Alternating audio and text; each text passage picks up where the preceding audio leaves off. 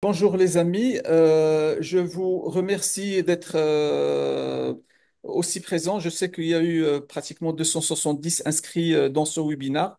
Nous sommes dans la salle attente, pratiquement 80 participants, ça va venir je pense. C'est un webinaire que nous avons concocté avec nos amis de l'association de la Société marocaine de cardiologie, puisque le thème, c'était un thème cardio par excellence, les troubles respiratoires du sommeil et la pathologie cardiovasculaire, avec notre ami Jean-Pierre Barouin, que je ne vais pas citer parce qu'il vient à chaque fois, mais que nos amis modérateurs vont en parler et vous en toucher un mot. C'est en tout cas avec grand plaisir que nous, je dirais, organisons ce webinaire en partenariat avec la Société marocaine de cardiologie. C'est une première, je pense. Le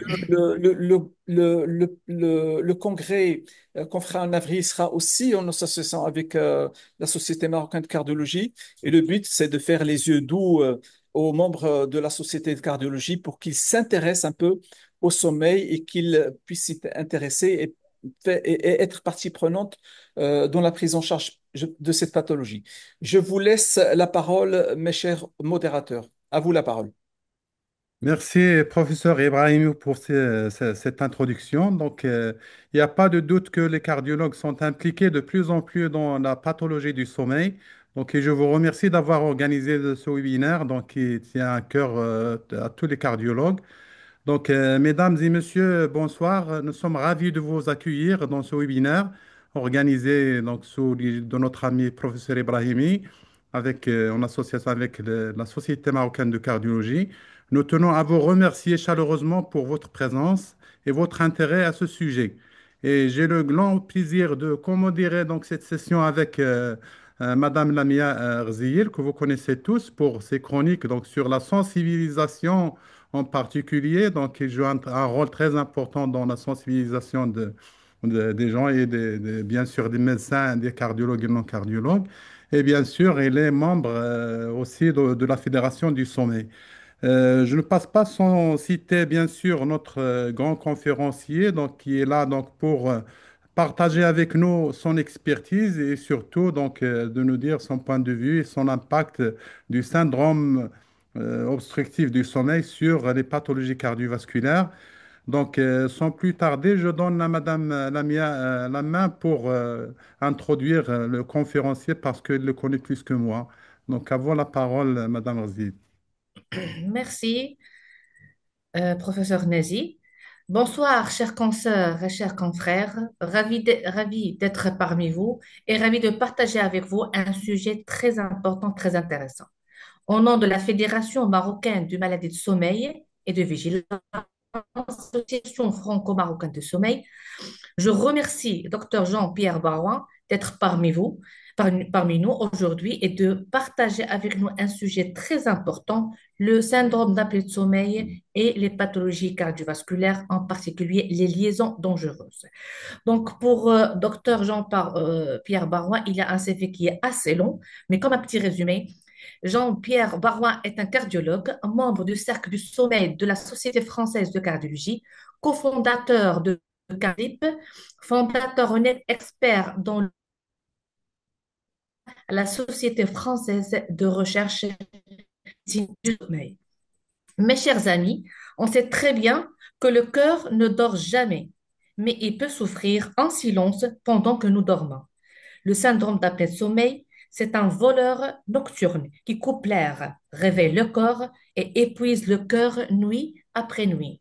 Quand on parle du SAS ou bien syndrome d'apnée de sommeil, c'est un mot qui englobe un certain type de syndrome d'apnée de sommeil. Au cours de notre webinaire, avec notre cher ami Dr Barouin, on va distinguer qu'est-ce que ça veut dire le syndrome d'apnée de sommeil, la physiopathologie avec les complications cardiovasculaires et le, l'épidémiologie de cette pathologie dans le monde entier. J'espère qu'après le discours de notre ami, vous serez sensibilisés encore plus pour faire attention à cette pathologie.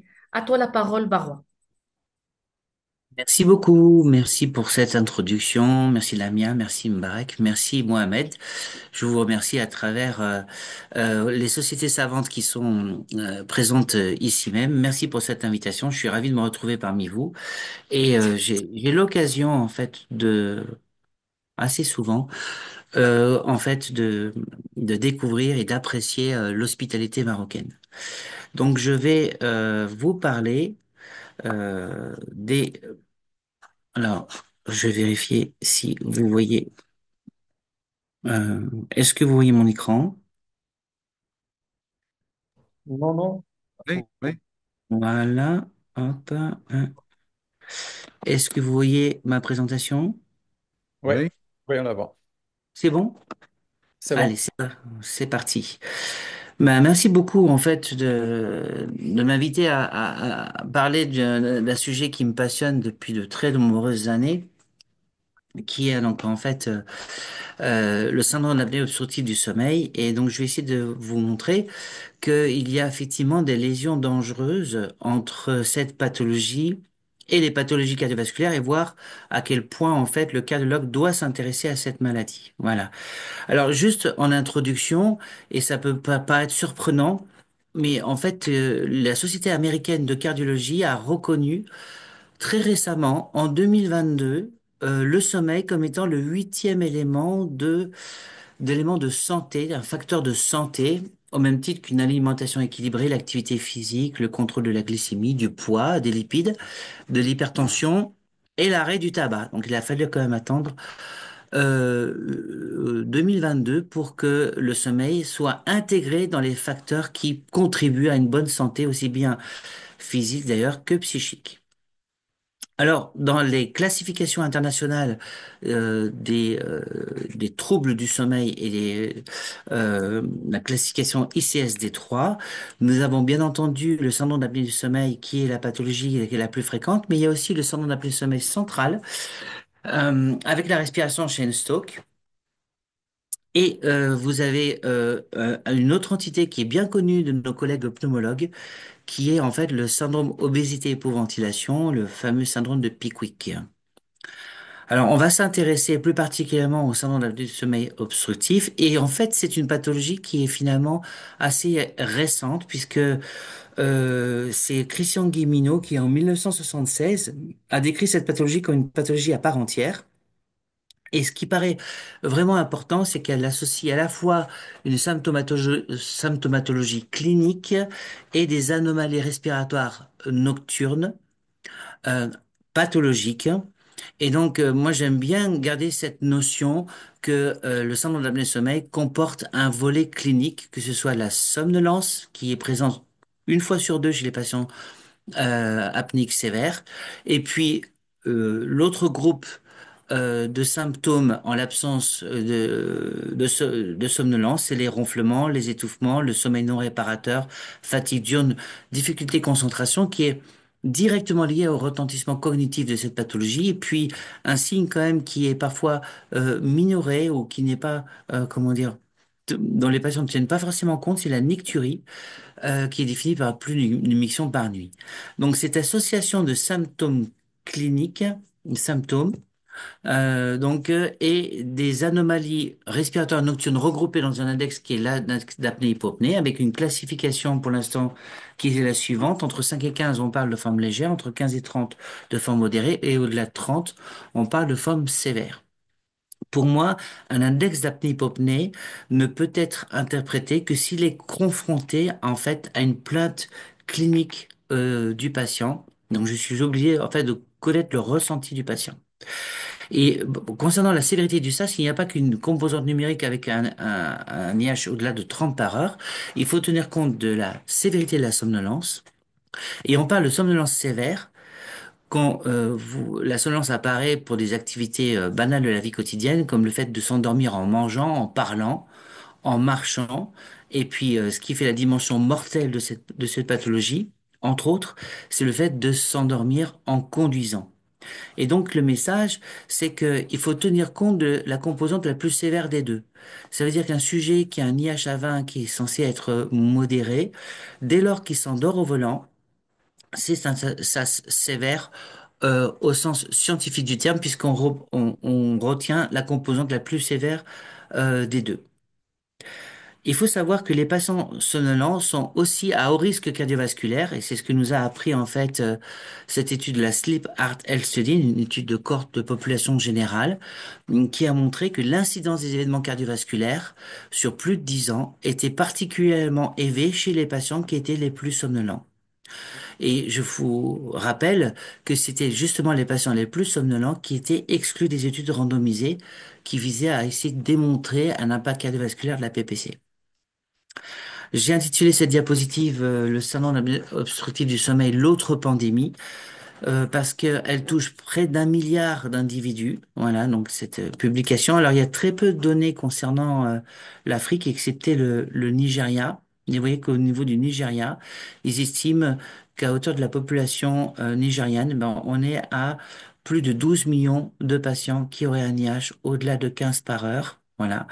Et c'est à peu près le même chiffre qu'on retrouve en France. C'est plus de 30 millions de personnes non diagnostiquées en Europe et la prévalence va augmenter en raison de l'épidémie de diabète et d'obésité.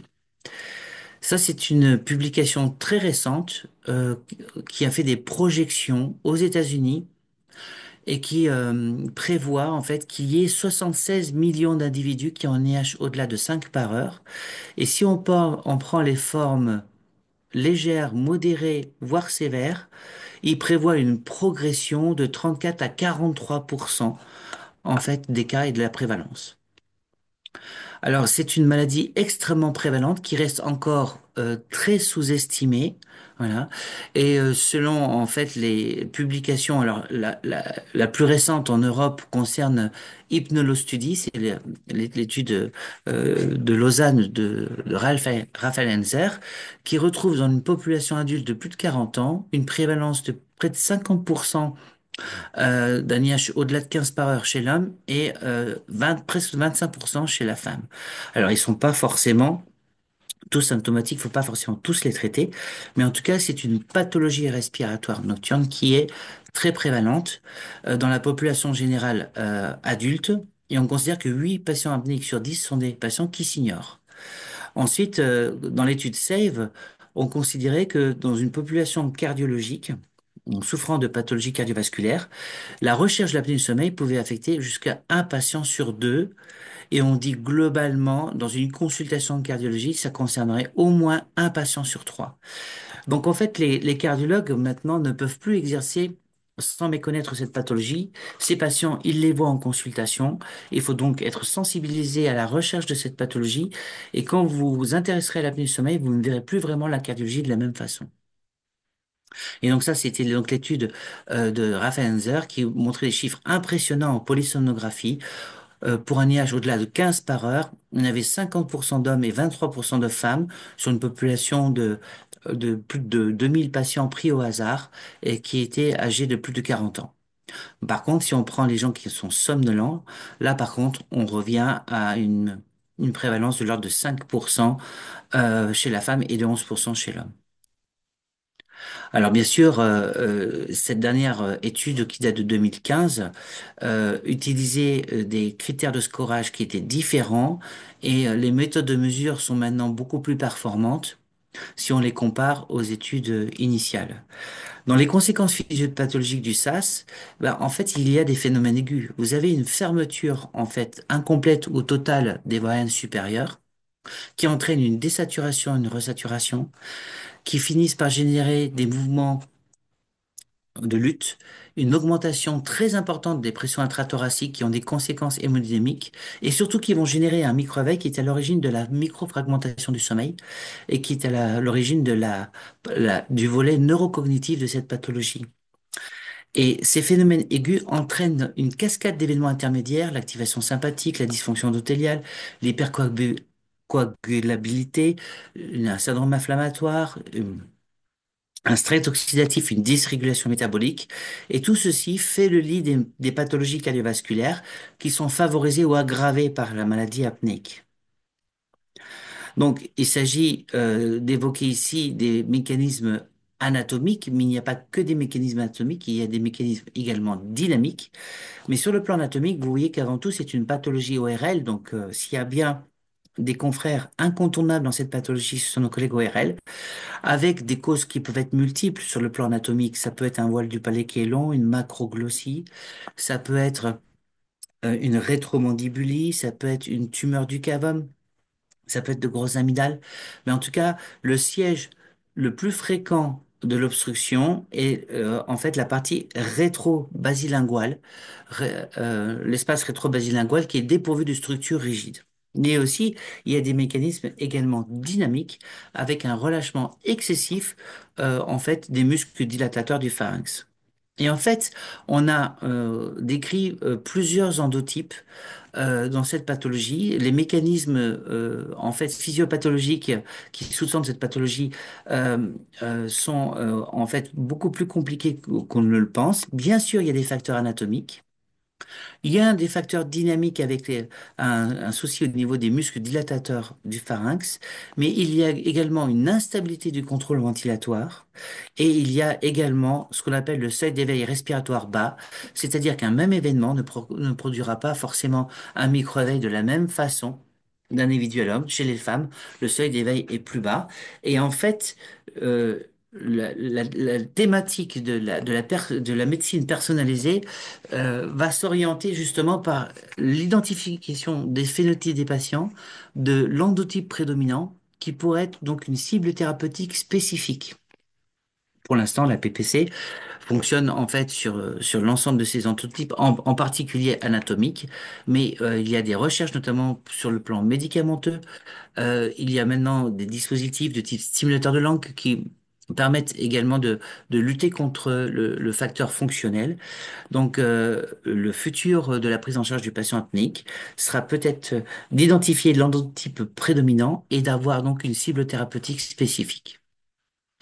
Donc, quand vous avez un arrêt de la respiration, vous avez une désaturation qui entraîne des mouvements de lutte. Ces mouvements de lutte entraînent une augmentation très importante de la pression intrathoracique qui devient extrêmement négative. Et cette augmentation de la pression intrathoracique, en fait, génère un micro-éveil qui est salvateur parce que le patient est en train d'étouffer. S'il n'y a pas de micro-éveil qui restaure la tonicité des muscles dilatateurs du pharynx, le patient meurt. Et par contre, le micro-éveil, lui, a des conséquences puisqu'il va fragmenter le sommeil, il va entraîner une hyperactivation sympathique. Et il faut savoir que ces événements sont particulièrement délétères en phase de sommeil paradoxal, qui est une phase de vulnérabilité physiologique du sommeil. Hein. Vous savez que on fait plus d'infarctus, on fait plus d'AVC en deuxième partie de nuit où prédomine le sommeil paradoxal. Donc c'est une période de vulnérabilité physiologique. Et si vous faites des événements de type apnée ou hypopnée très désaturantes en phase de sommeil paradoxal, bah là, vous aurez en fait une des conséquences beaucoup plus importantes sur le plan cardiovasculaire et métabolique. Et donc, s'il y a un message clinique, c'est que si, en tant que cardiologue, vous souhaitez avoir un impact cardiovasculaire de la PPC, il faut exiger de nos patients qu'ils utilisent la PPC la deuxième partie de nuit où prédomine le sommeil paradoxal. Donc en fait, les conséquences cardiovasculaires de ces événements obstructifs sont majeures. Vous pouvez avoir des poussées hypertensives en fait de l'ordre de 60 mm de mercure en post-apnée. Vous avez donc la libération en fait de radicaux libres, la dysfonction endothéliale, tout ça fait le lit en fait de la maladie coronaire. Et puis les variations de pression intrathoracique ont des conséquences hémodynamiques majeures avec une diminution du retour de veineux, une augmentation de la post-charge qui aboutit finalement à une diminution du volume d'éjection systolique et une dysfonction ventriculaire gauche. Donc la répétition en fait de ces mécanismes aigus en fait entraîne donc tout un tas donc de pathologies cardiovasculaires avec un effet dose-réponse pour l'hypertension artérielle. L'arythmie cardiaque la plus fréquente est la fibrillation auriculaire. On sait que c'est un facteur d'athérosclérose et d'ischémie myocardique, d'hypertrophie ventriculaire gauche indépendamment du développement d'une hypertension artérielle. Il y a une forte relation avec les AVC, les morts subites dont l'horaire se déplace entre minuit et 6 heures du matin, mais également ça agit comme des coups de butoir, ces poussées hypertensives qui peuvent dilater en fait le cadre aortique et en provoquer des dissections aortiques. Et on sait qu'il y a une relation aussi avec les anévrismes de l'artère abdominale. Il y a aussi des conséquences métaboliques qui sont majeures, avec un cercle vicieux infernal entre l'obésité abdominale et l'apnée du sommeil, l'un aggravant l'autre. Et on sait que l'apnée du sommeil provoquant une hypoxie intermittente, un déséquilibre de la balance sympatho-vagale, avec une production accrue de catécholamine, la fragmentation du sommeil, une stimulation de l'axe hypothalamo-hypophysaire avec une production accrue de cortisol, tout ceci fait le lit du syndrome métabolique, du diabète. Et il est assez fréquent de découvrir un diabète méconnu à l'occasion d'un diagnostic de maladie du sommeil. Il y a également des conséquences qui sont d'ordre hépatique. Il y a une publication récente qui a montré une relation entre la sévérité de l'hypoxémie et le développement de lésions hépatocytaires de type stéatohépatite, voire de fibrose. Voilà. Donc, vous voyez que les conséquences métaboliques sont absolument majeures. Alors, pourquoi le cardiologue doit s'intéresser à cette pathologie? Bah, parce qu'elle est extrêmement prévalente chez nos patients que l'on voit en consultation. En hypertension tout venant, c'est 40%. Dans l'HTA résistante, c'est 80%. C'est au moins un coronarien sur trois. C'est globalement 60% dans les AVC. 6 patients sur 10 pour l'insuffisance cardiaque et jusqu'à un patient sur deux qui souffre d'arythmie, au point que certains de nos collègues, en fait, recherchent le SAS avant d'envisager une thérapeutique ablative. Et tout ceci, en fait, comment dire, se retrouve dans une cohorte européenne où, quel que soit le phénotype de la maladie apnéique, avec ou sans insomnie, avec ou sans somnolence, globalement, on retrouve jusqu'à un patient sur deux qui souffre d'une pathologie cardiovasculaire. Alors, les cardiologues se sont intéressés un peu plus tardivement à l'apnée du sommeil. Pourquoi? Parce que les études qui démontrent en fait l'impact cardiovasculaire du sas obstructif sont assez récentes, et l'étude que vous voyez un peu partout dans les congrès qui est citée, c'est l'étude de Marine, qui est une étude purement observationnelle, qui s'intéressait à des patients qui étaient des patients contrôle, simples ronfleurs, apnéiques modérés, apnéiques sévères, traités ou non, suivis pendant plus de 12 ans. Et en fait, vous voyez sur la courbe en rouge qui concerne les patients apnéiques sévères qui n'étaient peu ou non traités, avait une augmentation en fait de l'incidence des événements cardiovasculaires dès la première année. Voilà. Et donc ça a quand même interpellé la communauté cardiologique. Ensuite, ce qui était intéressant, c'est que c'était la première étude qui suggérait la correction de ce risque cardiovasculaire chez les sujets apnéiques modérés qui apparaissaient donc en bleu, apnéiques sévères, pardon, traités par PPC. Vous voyez, dans la courbe de survie apparaissait en bleu et qui était proche de celle de l'apnéique modérée, voire du simple ronfleur. Donc la question que se posait, c'est est-ce que c'est un facteur de risque? Est-ce qu'il est modifiable par le traitement par PPC? Et donc les recommandations européennes pour la prise en charge des facteurs de risque cardiovasculaire, citer en fait le syndrome d'apnée du sommeil comme étant un facteur de risque cardiovasculaire avec un niveau de grade 2A. Et vous voyez, ça c'était en 2012. On dispose de plusieurs méta-analyses qui retrouvent un lien assez robuste entre la pathologie apnique et la survenue d'événements cardiovasculaires. Et vous voyez à droite, en particulier pour les AVC.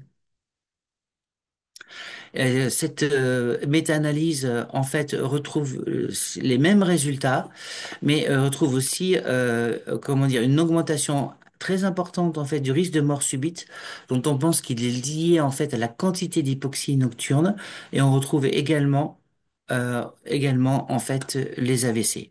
Donc, en fait, cette pathologie apnique, en fait, entraîne des maladies cardiovasculaires, et donc l'apnéique obstructif meurt d'un accident de la route ou cardiovasculaire. Voilà. Alors, est-ce que l'IH est un bon biomarqueur, est un biomarqueur marqueur de risque, du risque cardiovasculaire à long terme? Alors, quand c'est ajusté sur les autres facteurs de risque cardiovasculaire, la réponse est non. Et il faut tenir compte des comorbidités et de la quantité d'hypoxie nocturne associée. Est-ce qu'il y a une BPCO? Est-ce qu'il y a une insuffisance cardiaque, une coronaropathie, un AVC? une hypertension, un diabète et surtout la quantité d'hypoxémie nocturne est très importante pour conditionner le risque cardiovasculaire. Et ça nous amène en fait à une notion qui nous est chère, qui est la prise en charge globale de ces patients et de toutes ces comorbidités. Une entité qui a été décrite plus récemment, c'est l'association de l'insomnie avec l'apnée du sommeil. Et ça, c'est l'étude qui a été menée avec, encore une fois, avec la Sleep Heart Health Study, a montré que les sujets qui souffraient de sas obstructif et d'insomnie, donc on identifie comme une pathologie, en fait une entité un peu particulière qui s'appelle le COMISA, ces patients sont encore à plus haut risque sur le plan cardiovasculaire et c'est peut-être lié à une diminution de la durée de sommeil. Tout ça pour vous dire que les cardiologues sont intéressés, mais pas que. Alors, il est hors de question de détailler en fait toute cette diapositive, mais c'est pour vous montrer qu'on peut se poser la question quelle est la spécialité qui échappe à l'apnée du sommeil. C'est une maladie qui est passionnante parce qu'elle est éminemment transversale et qu'elle amène en fait à une collaboration pluridisciplinaire, ce qui fait vraiment la richesse de la prise en charge. Et pour être optimale, la prise en charge d'un sujet apnéique doit se faire en réseau. Alors, un sujet qui fragmente son sommeil comme le sujet apnéique, bah, en fait, ne parvient pas à rentrer dans le sommeil lent profond, qui est le sommeil récupérateur par excellence et qui prédomine en deuxième partie de nuit. Et quand on fait l'hypnogramme d'un sujet apnéique qui correspond à la macrostructure de son sommeil, bah, on voit que ces patients-là présentent de nombreux réveils, font beaucoup de sommeil lent léger, très fragmenté, très peu de sommeil lent profond, ce qui est à l'origine, en fait, de la dimension neurocognitive. Alors, l'état de somnolence est dangereux pour la conduite automobile. J'ai envie de dire, mais pas que. Parce que, vous voyez, ça, c'est mon pilote. Lorsque nous avons fait notre premier congrès CardioSleep en Corse, j'étais un peu inquiet de le voir dormir en pleine salle d'attente. Je me suis demandé s'il ronflait ou pas, mais je me suis dit que s'il faisait une sieste récupératrice, peut-être que j'aurais une chance d'arriver sain et sauf à Ajaccio au niveau de l'atterrissage. Bon, finalement, ça s'est bien passé, mais je vous assure, c'était mon pilote. Tout ça pour vous dire que l'état de somnolence, en fait, est bien sûr dangereux et le meilleur marqueur du risque accidentel, ça reste quand même la somnolence qui survient en volant. Et donc, il ne faut pas méconnaître la dimension accidentologique. Voilà. C'est un accident sur trois sur autoroute. C'est une source d'accident de travail. C'est une source d'absentéisme. C'est une source de dépression. Et le coût socio-économique pour la société est extrêmement important. C'est juste ce que je voulais vous montrer. C'est une étude en fait qui a été faite par médico-économique qui a été faite par le cabinet Frost et Sullivan et qui s'est intéressé en fait au surcoût en fait de cette maladie apnéique à l'échelle des États-Unis. Il est évalué à 150 milliards de dollars. Et ils ont fait une autre alors, 150 milliards de dollars liés aux accidents, liés aux comorbidités, liés à l'absentéisme, à la baisse de performance au niveau du travail. Donc, c'est de nombreuses composantes. Et ils ont estimé que si on traitait tous les patients apnéiques, on pourrait faire une économie annuelle de l'ordre de 100 milliards de dollars. Et donc, vous voyez que ce coût, le fameux burden, comme disent les Américains, de l'apnée du sommeil, apparaît en fait en quatrième position après cancer, diabète et les maladies coronaires. Donc c'était un véritable problème de santé publique. Et pourtant, très peu d'articles traitant de la prévention de l'apnée du sommeil, plus de 23 000 articles traitant de la thérapie du traitement de l'apnée du sommeil, mais seulement 4 études pertinentes étaient consacrées à la prévention. Alors c'est une population extrêmement hétérogène et on ne peut pas mettre les apnéiques dans le même sac. Ça, c'est l'étude des corps de Pays de la Loire. Donc, c'était en fait des 6000 patients qui consultaient en centre de sommeil pour une plainte. Ils ont identifié différents clusters. Et ces clusters, en fait, ont un risque et une adhérence qui diffèrent d'un profil à l'autre. Et si on prend les patients qui sont suivis par les cardiologues, qui sont souvent comorbides et avec peu de symptômes, ben, en fait, c'est un cluster qui est associé à un haut risque cardiovasculaire, mais avec une faible adhésion à la PPC. Contrairement au cluster 3 et 4, où ce sont des sujets qui sont plutôt symptomatiques, associés ou non à des comorbidités. Et là, c'est ça qu'on montrait, c'est que le cluster qui était le plus adhérent à la BPC, c'était les patients qui avaient des symptômes. Alors, quels sont les outils cardiologiques pour suspecter l'apnée du sommeil? Ben, nous avons en fait la MAPA. Et quand nous avons un patient qui est un HTA exclusivement nocturne, masqué ou un sujet non deeper, on sait qu'on a une prévalence élevée de la maladie apnéique.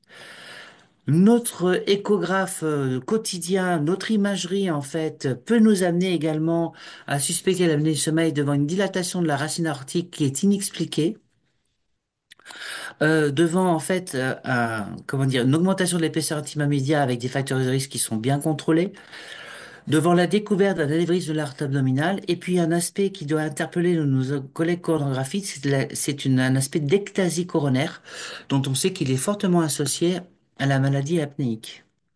Et puis bien sûr le holter rythmique, quand on voit des troubles du rythme ou des troubles conductifs paroxystiques nocturnes, et nos collègues stimulistes maintenant en fait disposent d'algorithmes de dépistage du SAS basés sur l'impédance thoracique, disponibles pour deux fabricants.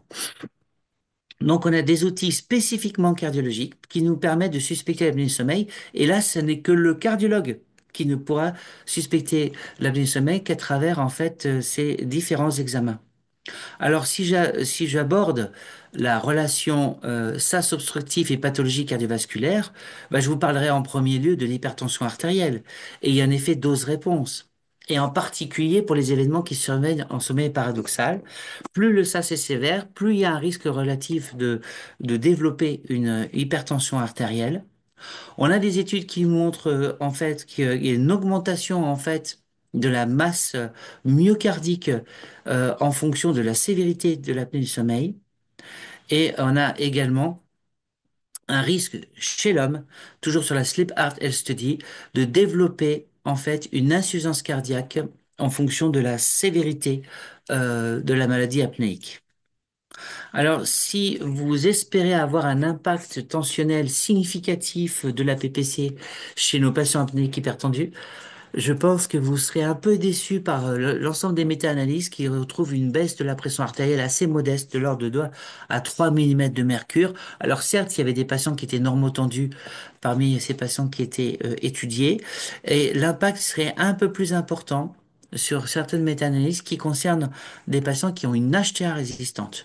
Donc il faut voir la PPC comme étant un complément du traitement antihypertenseur, un effet synergique, mais en aucun cas ne peut remplacer un traitement antihypertenseur, mais par contre peut contribuer à un meilleur contrôle de la pression artérielle. Concernant la maladie coronaire, ben, on sait que l'apnée du sommeil, en fait, est pourvoyeuse, en fait, de douleurs thoraciques nocturnes, de score calcique élevé, de lésions coronaires évolutives malgré des facteurs de risque bien contrôlés, de resténose itérative, et on l'a vu, de coronaire ectasique. Et on a des études observationnelles de registre qui retrouvent en fait une surmortalité et en fait une augmentation des MACE, donc des événements cardiovasculaires, chez les sujets qui souffraient d'apnée du sommeil avec un IH au-delà de 15 par heure par rapport aux patients qui étaient non apnéiques.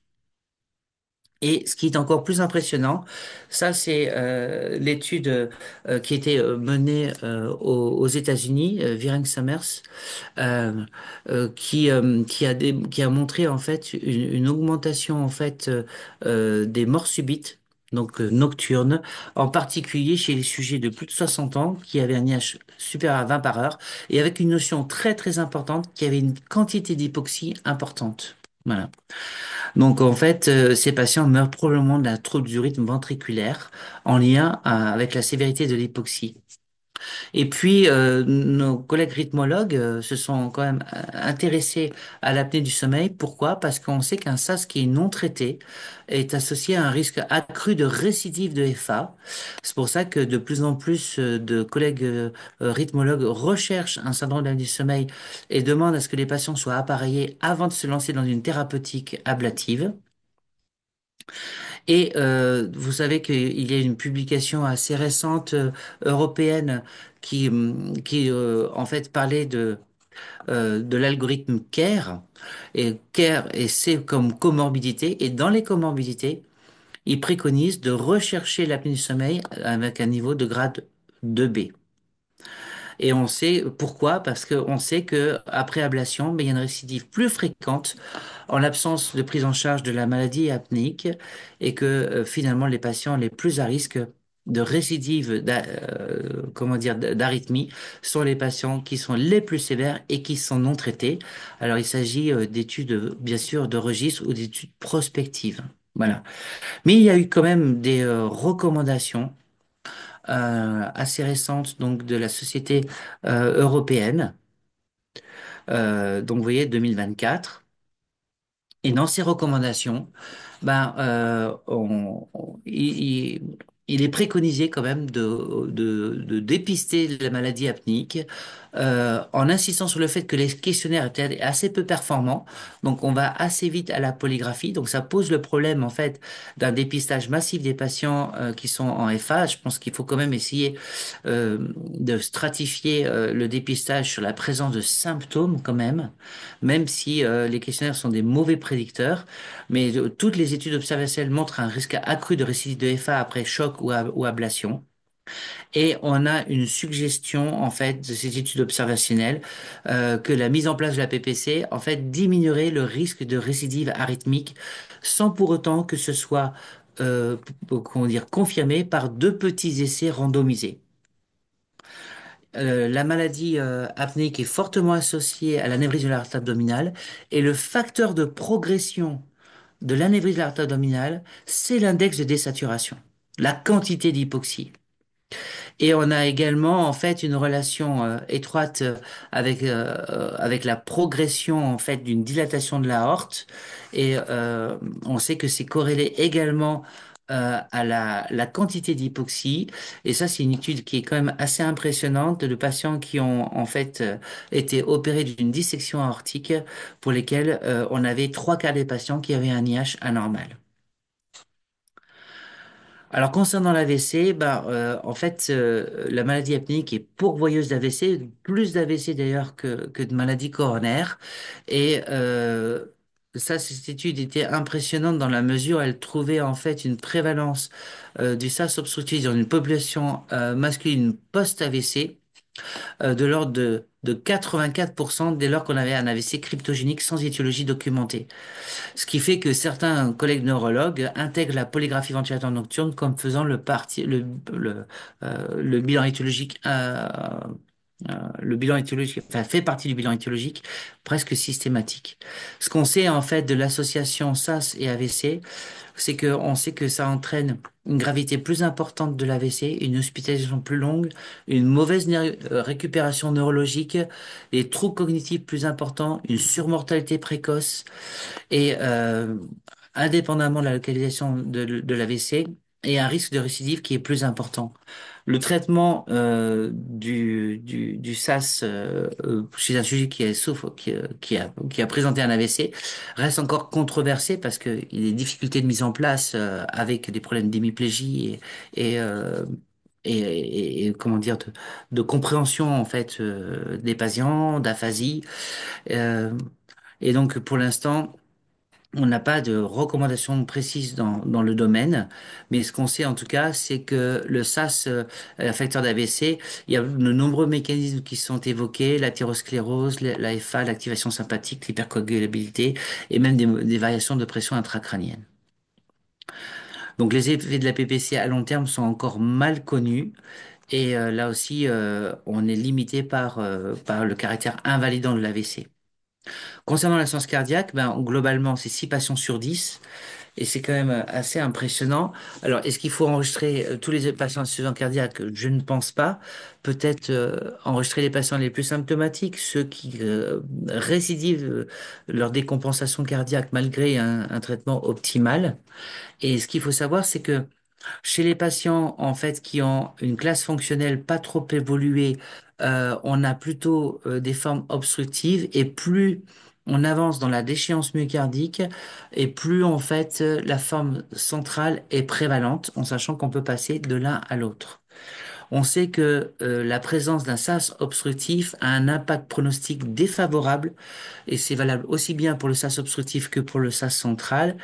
On dispose que des études observationnelles et prospectives et de registres qui démontrent qu'il y aurait une amélioration du pronostic chez les patients apniques insuffisants cardiaques dès lors qu'ils suivent bien leur PPC, ce qui fait que ça a donné lieu à deux recommandations. La Société européenne considère, et ça résume tout en fait, que le traitement est considéré comme efficace mais sans preuve robuste sur la morbimortalité. Les preuves, on les aura pas, compte tenu de la difficulté de la mise en place d'études randomisées dans cette population. Et les Américains, en fait, en 2022, ont été un peu plus loin et ont reconnu, en fait, que le traitement par PPC chez ces patients-là, ces patients obstructifs, pouvait être proposé avec un niveau de grade 2A. Alors, l'IH, tout le monde parle de l'IH, de l'index d'apnée-hypopnée.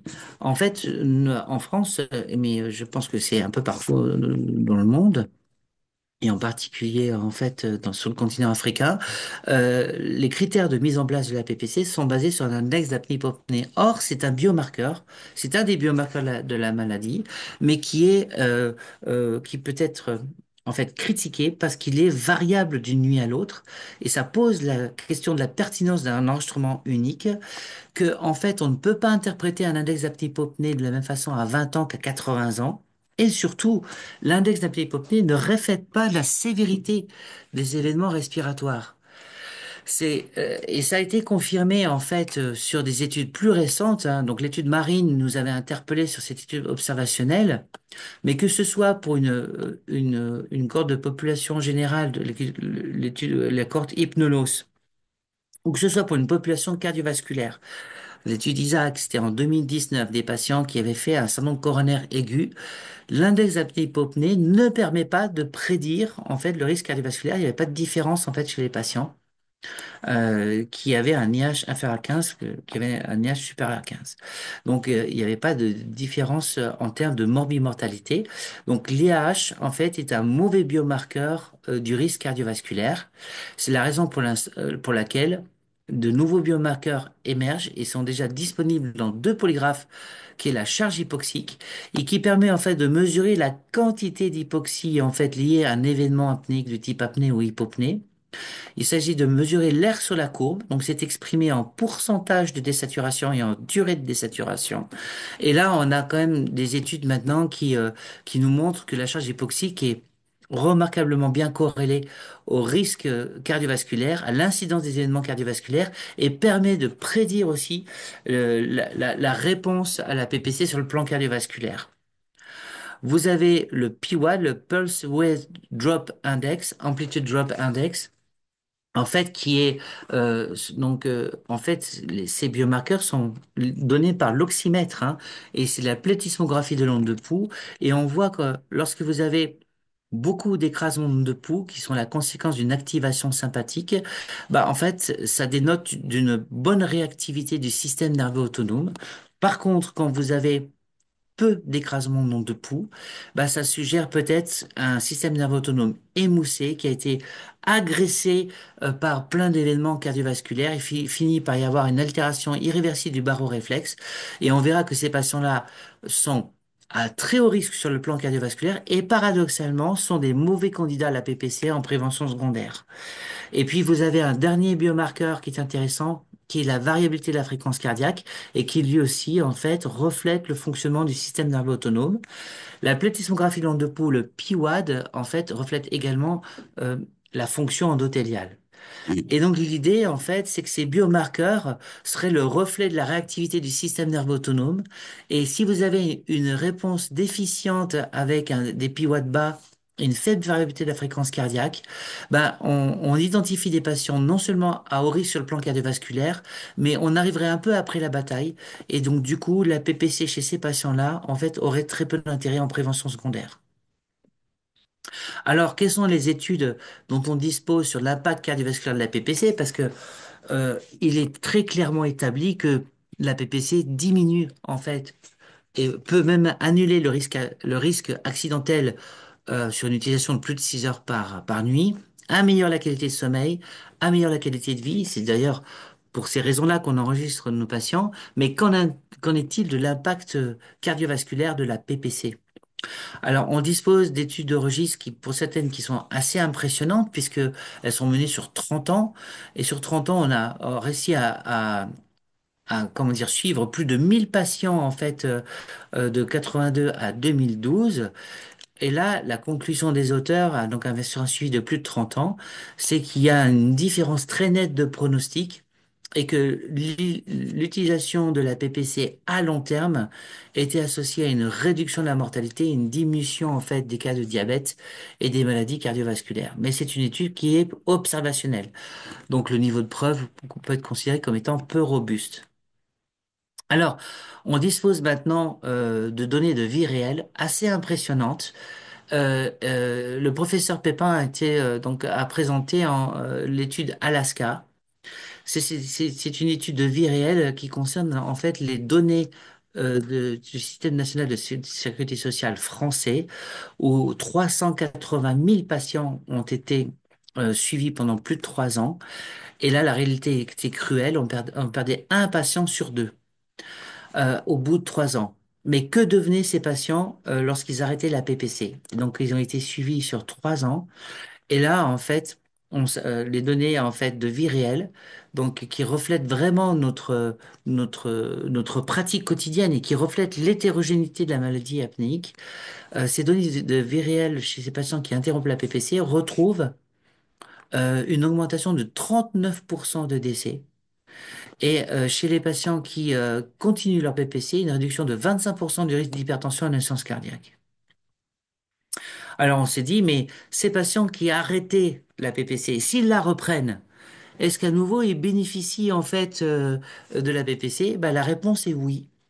C'est-à-dire que les patients qui reprenaient la PPC, à qui on donnait en quelque sorte une deuxième chance, bah, diminuaient à nouveau en fait il y avait une diminution en fait de l'incidence des événements cardiovasculaires. Et donc c'était résumé par une augmentation de 38% des chances de survie. Et ce d'autant plus que c'était des hommes qui étaient suivis plutôt par des pneumologues et qui étaient hypertendus. Donc, en fait, un patient qui interrompt sa PPC, ben, il faut essayer de déterminer les causes et peut-être d'insister pour la reprise de la PPC en s'appuyant éventuellement sur ces chiffres-là. Alors ça, c'est une étude qui est hyper importante. C'est l'étude qui a été menée sur les côtes de Pays de la Loire, toujours à partir des données du système national de sécurité sociale, et qui est la première étude qui a démontré qu'il y avait un effet dose-réponse sur le niveau d'adhérence de la PPC, sur une population de 5000 patients suivis pendant au moins 6 ans, qui étaient pas forcément, enfin, qui étaient indemnes ou qui étaient porteuses de pathologies cardiovasculaires. Et vous voyez que, en fait, chez les patients qui utilisaient leur PPC plus de 6 heures, il y avait une réduction de 25% des événements cardiovasculaires, particulièrement chez l'homme, 6 heures chez l'homme, 7 heures chez la femme, mais particulièrement chez les patients qui étaient indemnes de pathologie cardiovasculaire et de patients qui étaient somnolents. On n'a pas retrouvé ce même bénéfice chez les patients qui souffraient de maladies cardiovasculaires. Alors en prévention secondaire, je pense que vous allez être très déçus. Et on avait fondé beaucoup d'espoir sur l'étude SEV qui avait été présentée au Congrès européen de Rome en 2016, une étude multicentrique et plus de 2700 patients et qui visait à répondre à une question simple. Un patient qui a fait un infarctus, qui a fait un AVC, si je lui mets en place une PPC, est-ce que j'améliore son pronostic versus traitement conventionnel? Eh ben, vous allez être très déçus puisque en fait, en intention de traiter, sur un critère de morbimortalité, l'effet de la PPC était neutre. Toutefois, il faut remarquer que l'observance de la PPC était faible. Elle était de 3 heures. L'échantillon était peut-être pas suffisant pour démontrer un effet significatif dans la mesure où c'était une population qui était quand même bien traitée et qui avait peut-être pas suffisamment d'événements durant le suivi pour démontrer un bénéfice de la PPC. Donc, ça va alimenter en fait la conviction de certains cardiologues que j'appelle cardiosceptiques. Mais Il faut savoir tout de même que lorsque vous prenez le sous-groupe des patients qui ont une observance supérieure à 4 heures, bah, il y avait une tendance des événements cérébrovasculaires. Et on retrouve cette notion dans deux méta-analyses. En intention de traiter les études randomisées, que ce soit SAVE, que ce soit RICADSA, qui concernent les coronariens, en intention de traiter, l'effet de la PPC était neutre. Par contre, lorsque vous analysez les patients, le sous-groupe de patients qui sont à plus de 4 heures, là, il y avait un bénéfice de la PPC. Je pense pas que les études randomisées soient vraiment comment dire, adapté pour démontrer un bénéfice cardiovasculaire de la PPC en prévention secondaire. Il s'agit de populations sélectionnées qui reflètent pas du tout l'hétérogénéité de la maladie apnéique.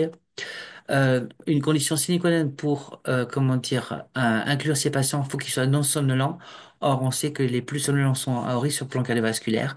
On a une trop faible utilisation de la PPC qui ne couvrait pas les événements de sommeil paradoxal et un nombre limité de patients inclus et de nombre d'événements. On a une deuxième méta-analyse, cette fois qui incluait SAVE, Ricazza et la dernière étude de prévention secondaire qui a été faite chez le coronarien, qui est l'étude Isaac. On retrouve encore une fois un effet neutre sur le critère primaire, mais par contre, il y avait une diminution du risque chez les patients les plus observants. Donc, vous voyez, notre challenge, hein, c'est que si on convainc un patient d'utiliser la PPC, qu'il n'a pas forcément beaucoup de symptômes, bah, faut qu'il utilise sa PPC au minimum 6 heures par nuit pour espérer un bénéfice cardiovasculaire. Et tout ceci, en fait, a été retranscrit par ce document de l'American Thoracic Society. Il soulignait, en fait, l'importance de phénotyper les patients, peut-être de combiner les thérapies, de mettre une stratégie de prise en charge qui était globale, de bien phénotyper les patients. Ça, c'est très, très, très important et que la PPC pourrait entraîner probablement un bénéfice cardiovasculaire, mais sur une partie de la population apnéique, probablement. Et ça nous pose en fait la question de bien phénotyper les patients et peut-être d'adapter en fait, comment dire, la prise en charge, la PPC, définir comment dire, des objectifs thérapeutiques en fonction du patient qu'on a en face de soi. On n'aura peut-être pas la même attitude quand on va apparier un patient âgé dans l'optique d'améliorer sa qualité de vie, sa qualité de sommeil. Et si on obtient ce résultat avec 4 heures d'utilisation, je pense pas qu'on va s'acharner sur le patient pour qu'il y ait une observance suffisante puisque l'objectif thérapeutique est atteint. Par contre, s'il s'agit de diminuer le risque cardiovasculaire d'un patient d'une quarantaine d'années qui a un SAS extrêmement sévère et désaturant, là, on va avoir une attitude différente. Là, on va pousser vers l'épreuve thérapeutique en s'appuyant éventuellement sur des biomarqueurs qui soulignent un risque cardiovasculaire, avec un objectif thérapeutique qui sera vraiment différent et qui sera proche de 6 heures par nuit. Donc, je résiste pas en fait à vous parler du premier traitement médicamenteux qui a été validé par la FDA chez le patient apnéique en situation de surpoids, c'est le fameux tirzépatide, donc connu sous le nom de Mounjaro, voilà, qui en fait entraîne des réductions très impressionnantes en fait de l'IH via la perte de poids. C'est une espèce de chirurgie bariatrique médicamenteuse qui entraîne des réductions de poids de l'ordre de 20% et de l'IH de l'ordre de 25 à 30%. Donc ce médicament a été agréé par la FDA. On verra ce qu'il en est pour le reste du monde. Et le tirzépatide n'est pas intéressant uniquement pour la maladie apnéique, mais il semble également prometteur dans l'insuffisance cardiaque à FEVG préservée. Voilà. Donc le triple challenge du cardiologue, quel est-il? Bah, d'abord de convaincre des patients qui sont peu ou pas symptomatiques. D'accord? Et là, pour cela, on peut s'aider des biomarqueurs pour identifier les patients les plus à risque sur le plan cardiovasculaire. Parce qu'un patient qui est peu symptomatique, ben, il y a un risque d'une faible adhérence à la PPC.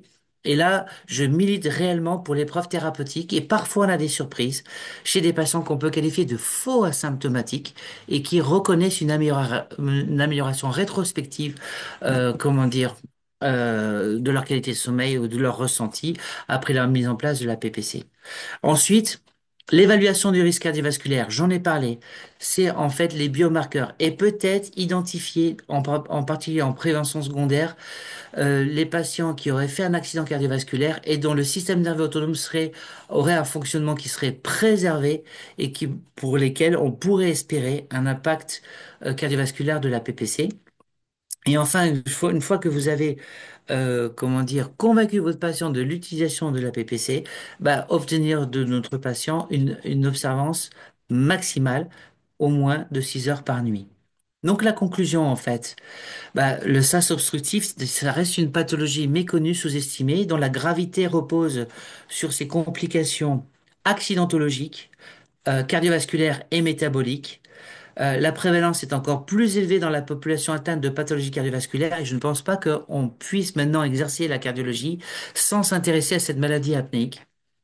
Alors je ne dis pas forcément que tous les cardiologues doivent se lancer dans le diagnostic, la polygraphie, la prise en charge de ces patients apnéiques, mais au moins les dépister, au moins y penser et identifier un spécialiste susceptible d'enregistrer les patients et de les prendre en charge. C'est un facteur de risque supplémentaire et indépendant pour les pathologies cardiovasculaires dont il aggrave en fait le pronostic en termes de gravité, de récidive et de surmortalité. On a vu que l'IH n'était pas le meilleur marqueur de gravité, qu'il fallait tenir compte des comorbidités, de la charge hypoxique. Donc le traitement le plus efficace, c'est une stratégie, ça passe par une stratégie de prise en charge globale. Le traitement de référence reste la PPC, avec des études de vie réelle qui semble démontrer un impact cardiovasculaire.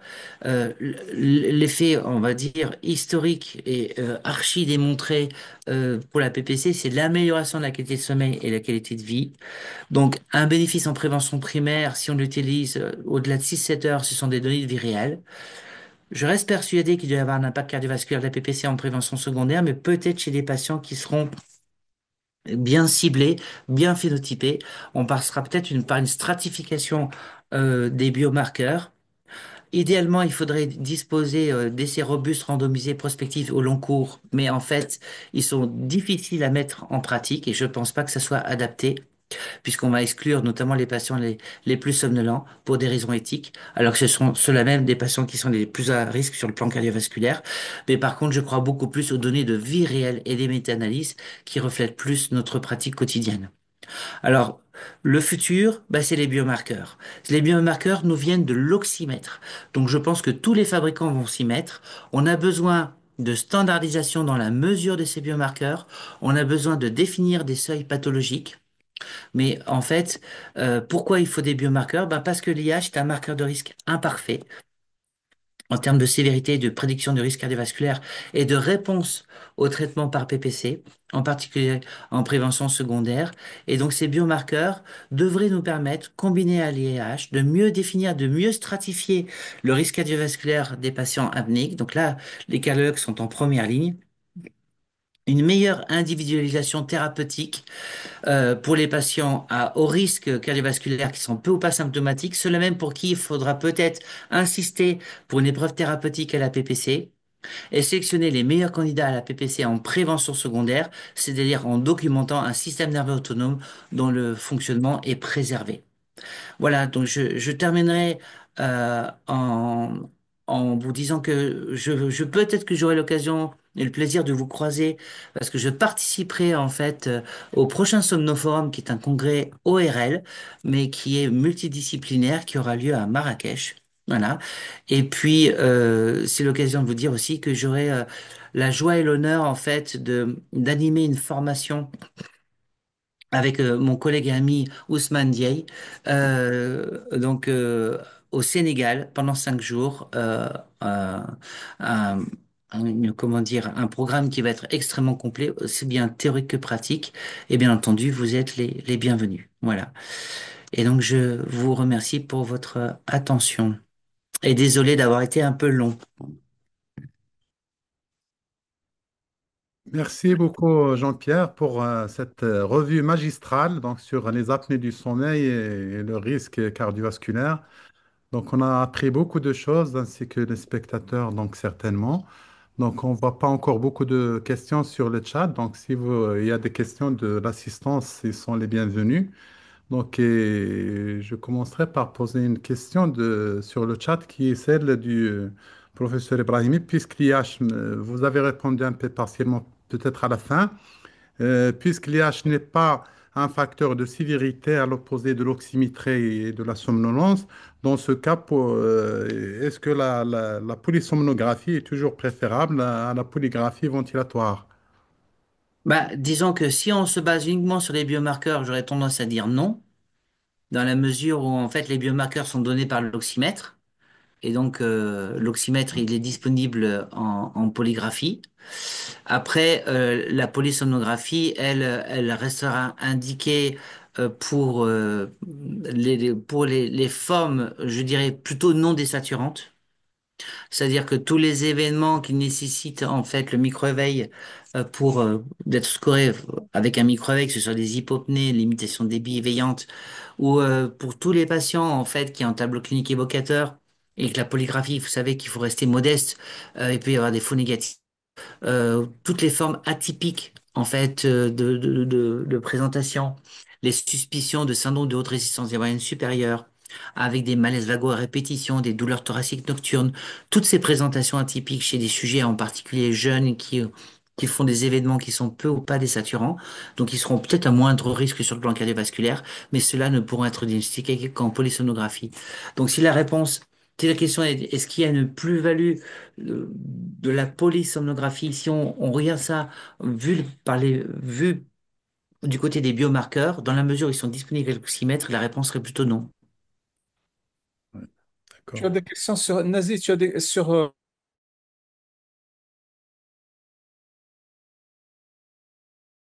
Bon, qui arrive à une autre question exacte, donc je l'ai transmise là. Comment sélectionner vos patients cardiaques peu symptomatiques pour un enregistrement? Alors, c'est ça, en fait, la question qu'on doit se poser, c'est quand on recherche une apnée du sommeil et que l'examen revient positif, qu'est-ce que j'attends de la PPC? Alors, le cardiologue peut avoir, en fait, des raisons très précises. On avait parlé de la HTA résistante, on avait parlé de la fibrillation auriculaire, on avait parlé de l'insuffisance cardiaque. J'ai même des collègues rythmologues qui recherchent en fait un syndrome d'apnée-sommeil devant des épisodes de bradycardie nocturne très marqués, dans l'idée que si on traite le patient par PPC, on pourrait surseoir à une stimulation définitive. Donc la question, c'est quel est l'objectif initial? Ce qui est sûr, c'est que les recommandations classiques sont basées sur la présence de symptômes. Maintenant, on sera peut-être amené avec les biomarqueurs, à proposer, comment dire, une PPC en déplaçant le curseur des patients très symptomatiques vers les patients qui sont peu ou pas symptomatiques. Mais pour cela, il faut qu'on ait une idée précise. Et donc, à ce moment-là, on vise la réduction de risque cardiovasculaire.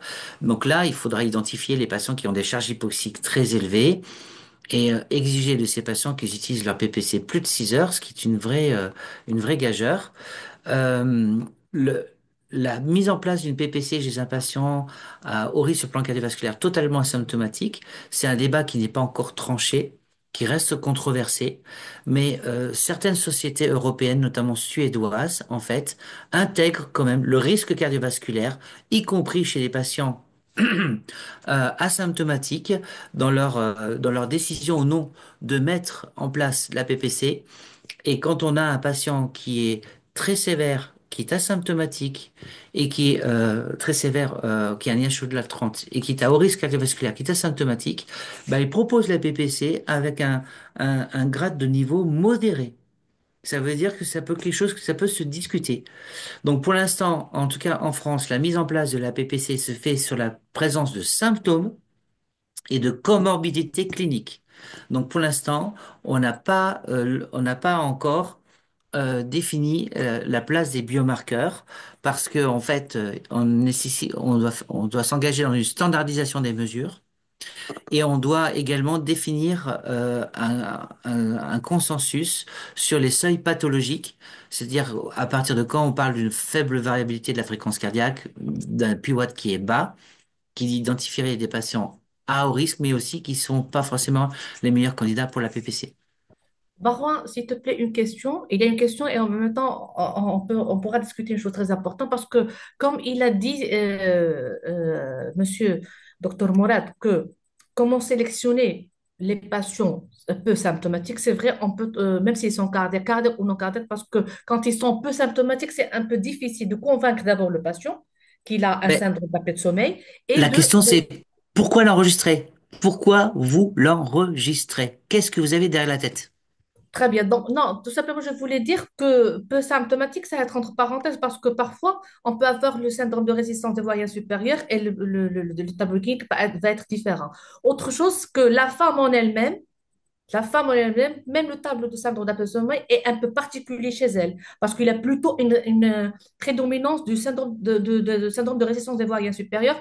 Au lieu d'avoir une somnolence diurne excessive, elle a plutôt une insomnie. Et la femme, elle va relier l'insomnie à la fatigue, au stress, à la dépression, à la vie conjugale, etc., etc., au lieu de syndrome d'apnée de sommeil.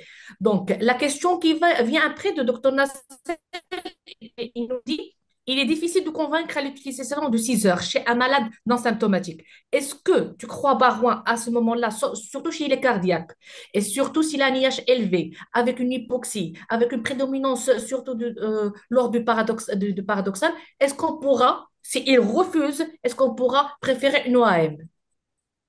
Ah bah, on peut toujours proposer effectivement une orthèse d'avancée mandibulaire et même il y a certaines études, l'étude Choice qui proposait en fait un traitement combiné. On utilisait les deux. Alors, en France, c'est l'un ou l'autre qui est remboursé. Mais il y a beaucoup de praticiens en fait qui disent que les patients qui utilisent que 3 heures ou enfin qui ont une faible utilisation de leur PPC, pourquoi pas utiliser une orthèse en complément? Et ensuite, on sait que l'orthèse d'avancée mandibulaire, ben, en fait, elle est moins efficace que la PPC. Sur des paramètres purement polysomnographiques et oxymétriques, euh, il n'y a pas photo, la PPC est beaucoup plus efficace. Par contre, son utilisation, elle est limitée par sa tolérance et sa contrainte, qui sont beaucoup moins problématiques chez les sujets qui ont une orthèse avancée mandibulaire. Donc un patient qui a un IH à 40 par heure, même s'il y a une réduction de 50% des événements, ben, je préfère qu'il ait 50% d'événements délétères en moins, et qu'il utilise son orthèse avancée mandibulaire toute la nuit, même si l'orthèse est insuffisamment, enfin moins efficace que la PPC. Et vous savez que, en tout cas en France, en l'absence de comorbidité, quand vous avez un SAS modéré symptomatique, sans complications cardiovasculaires ou somnolence sévère, c'est l'orthèse d'avancée mandibulaire qui est proposée en première intention. Et dans le SAS modéré, on considère que le déficit d'efficacité de l'orthèse est contrebalancé par une utilisation supérieure. Donc, ce qu'on appelle l'efficience, une efficience qui est globalement comparable. Donc, on peut toujours proposer une orthèse d'inversion mandibulaire chez un patient intolérant à la PPC ou qui la refuse. Et on aura toujours un pourcentage incompressible de patients qui refuseront le traitement par PPC. Donc, l'orthèse avancée mandibulaire reste un traitement alternatif intéressant. Et puis, bah, vous savez que en fait, depuis 1 an maintenant, lorsque le patient ne tolère ni l'un ni l'autre, on peut leur proposer une stimulation du 12, mais chez des patients hyper sélectionnés. Et pour aller dans votre sens, oui, la présentation clinique et polygraphique de l'apnée du sommeil chez la femme est extrêmement trompeuse. On a des événements qui sont peu ou pas désaturants, qui sont beaucoup plus éveillants. C'est la polysomno pour les femmes. Oui. Et en fait, l'étude Alaska nous a montré que dans le phénotype des patients qui arrêtaient le plus leur PPC, on avait les femmes. Et c'est la première étude de vie réelle où on avait enfin une représentation significative des femmes. On avait 30% de la population qui étaient des femmes dans cette étude de vie réelle. Donc on avait enfin des données et la PPC était plus fréquemment abandonnée dans la population féminine, ce qui pose le problème de l'intérêt de la PPC dans la population féminine. Je suis pas certain que la PPC soit le meilleur traitement chez la femme. On est particulière même pour le syndrome d'apnée de sommeil. En plus, il y a peu d'articles qui parlent de la femme. Il y a une autre question, comment rattacher la sévérité de la somnolence avec la sévérité du SAOS? Alors ça, c'est une très bonne question. Et en fait, on a déjà eu des patients qui avaient un IH à 60 par heure et pour lesquels on n'avait pas de somnolence en fait déclarée par le patient. Et je pense qu'il n'y a pas de corrélation en fait entre la sévérité de la somnolence et l'index d'apnée-hypopnée. Et on peut voir des personnes extrêmement somnolentes avec des IH pas si élevés que ça en fait. Mm. Et donc en fait on évoque plus en fait une relation avec la fragmentation du sommeil et en particulier les efforts respiratoires. Donc là aussi l'index d'apnée-hypopnée en fait n'est pas forcément un prédicteur. Alors bien sûr on aura peut-être plus de patients somnolents avec des IH un peu plus élevés, mais en fait, c'est pas du tout une règle en la matière. Et je pense que vous avez à peu près tous cette expérience-là de patients qui peuvent être extrêmement sévères et avoir très peu de symptômes, et en particulier ne pas être somnolents. Une autre question très importante, est-ce que la gravité du SAOS est corrélée à la gravité du trouble du rythme cardiaque, surtout le soir? Est-ce qu'un SAOS léger avec une bronchopathie manifeste pourrait expliquer des bradycardies, voire des pauses décrites par le cardio? Alors, ça, c'est une question aussi intéressante. Alors, c'est pas, enfin, je sais pas, si j'ai vraiment la réponse, mais je peux peut-être vous répondre sur les données qui ont été publiées sur des suivis de télémédecine, et sur des données, en fait, analysées, enfin, sur l'analyse des paramètres de pacemaker. On a fait en fait une corrélation entre la sévérité de l'apnée du sommeil et la charge en FA. Donc, j'imagine que pour faire des épisodes de bradycardie nocturne, et pour en avoir quand même pas mal, ben, j'imagine quand même qu'il faut un minimum d'événements. Et juste pour vous rappeler, en fait, que la bradycardie nocturne est la conséquence de la mise en jeu du système vague en début d'apnée. Et donc, je pense que ça, il y a des algorithmes qui sont basés sur la variabilité de la fréquence cardiaque pour dépister le SAS. Et pour dire, est-ce qu'on peut faire des épisodes de bradycardie avec un SAS léger? J'aurais envie de répondre intuitivement oui. Est-ce qu'il y a une corrélation entre la sévérité du SAS et la sévérité des anomalies nocturnes? On aura envie de dire oui. Mais là où je peux être un peu plus affirmatif, c'est sur les études qui concernaient l'AFA et les données télémétriques du pacemaker. Est-ce que Je crois pas il y a voir les biomarqueurs, les nouveaux biomarqueurs, c'est-à-dire l'hypoxie. S'il y a une hypoxie importante ou bien une désaturation plus importante, je crois que les troubles de rythme seront beaucoup Ah plus oui, fréquents et graves. oui, bien sûr, bien sûr, bien sûr.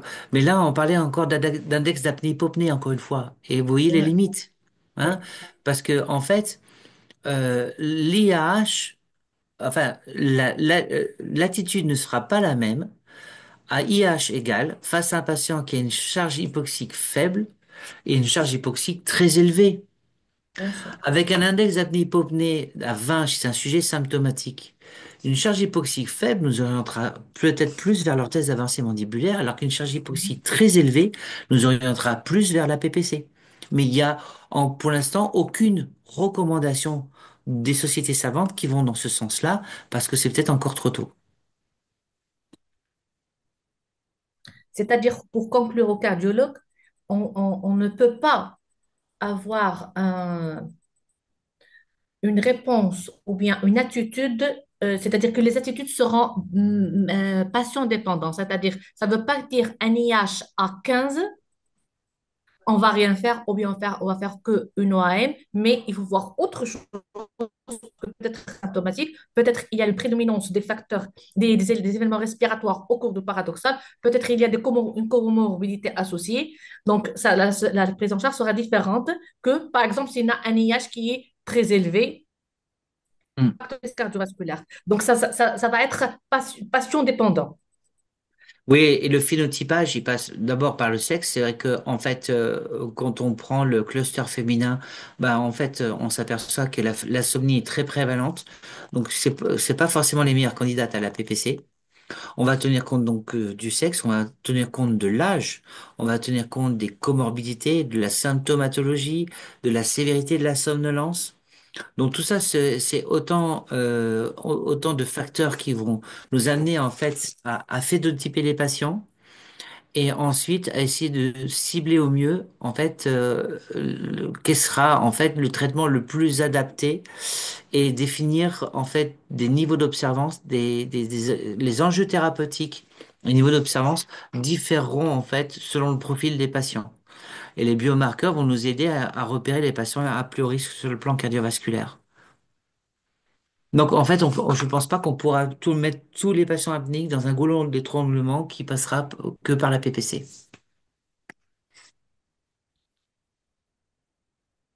Et puis, il y a bien sûr d'autres thérapeutiques associées. Enfin, je crois que vous avez évoqué la rééducation oromaxillofaciale. C'est-à-dire, quand elle est pratiquée par des spécialistes, elle peut être très efficace également. Et puis, on a vu que maintenant, on disposait en fait de thérapeutiques dont l'effet était assez impressionnant sur le poids. Le tirzépatide entraîne une réduction pondérale vraiment très impressionnante et qui se solde en fait par une baisse spectaculaire de l'IH. Et donc, bon, bah, en fait, c'est par le biais de la perte de poids, en fait. Voilà. Même la chirurgie bariatrique. Ben, la chirurgie bariatrique, globalement, c'est 60% de désappareillage à 2 ans. Monsieur Barouane, est-ce qu'il y a une place avec l'IA pour des avancées thérapeutiques ou des avancées diagnostiques? Comme ça, on peut éviter donc les marges. Certainement, certainement. D'autant plus pour les analyses en cluster. Moi, je pense qu'en fait, on sera amené, en fait, ça, c'est vraiment la médecine personnalisée, euh, à définir tout un tas de phénotypes, d'endotypes, en fait, en fonction des comorbidités, en fonction des biomarqueurs, en fonction du risque cardiovasculaire. On va être amené, je pense, à individualiser en fait et définir des patients à haut risque, même peut-être prédire le risque d'inobservance à la PPC. Et si on imagine que des patients vraiment relèvent de la PPC et qu'ils sont à risque d'inobservance, bah, peut-être que ça va permettre de concentrer en fait les moyens vers les patients les plus à risque par rapport à ceux qui auront besoin peut-être d'un accompagnement moindre parce qu'ils seront très utilisateurs de leur PPC. Donc finalement, on va concentrer les moyens peut-être techniques et humains chez les patients qui sont les plus à risque d'inobservance. Et ça, l'intelligence artificielle nous permettra certainement d'avoir une évaluation assez fine de ces profils.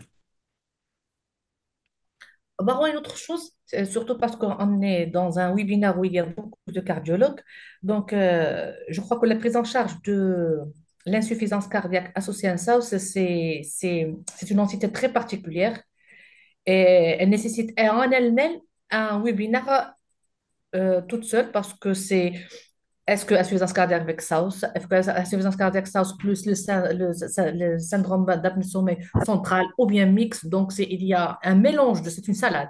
C'est une vraie salade parce qu'on peut pour déterminer le traitement, il faut voir plusieurs entités, mais il faut surtout se concentrer sur le traitement cardiaque. Donc, je te pose une question. Si je reçois un patient qui n'est pas stable. Je le reçois pour la première fois. Il a un dyspnée stade 3. J'ai fait mon échographie. Je trouve qu'il a une cardiomyopathie dilatée X, mais avec une FE qui est une dysfonction VG, etc. Et il y a des signes de syndrome d'apnée de sommeil.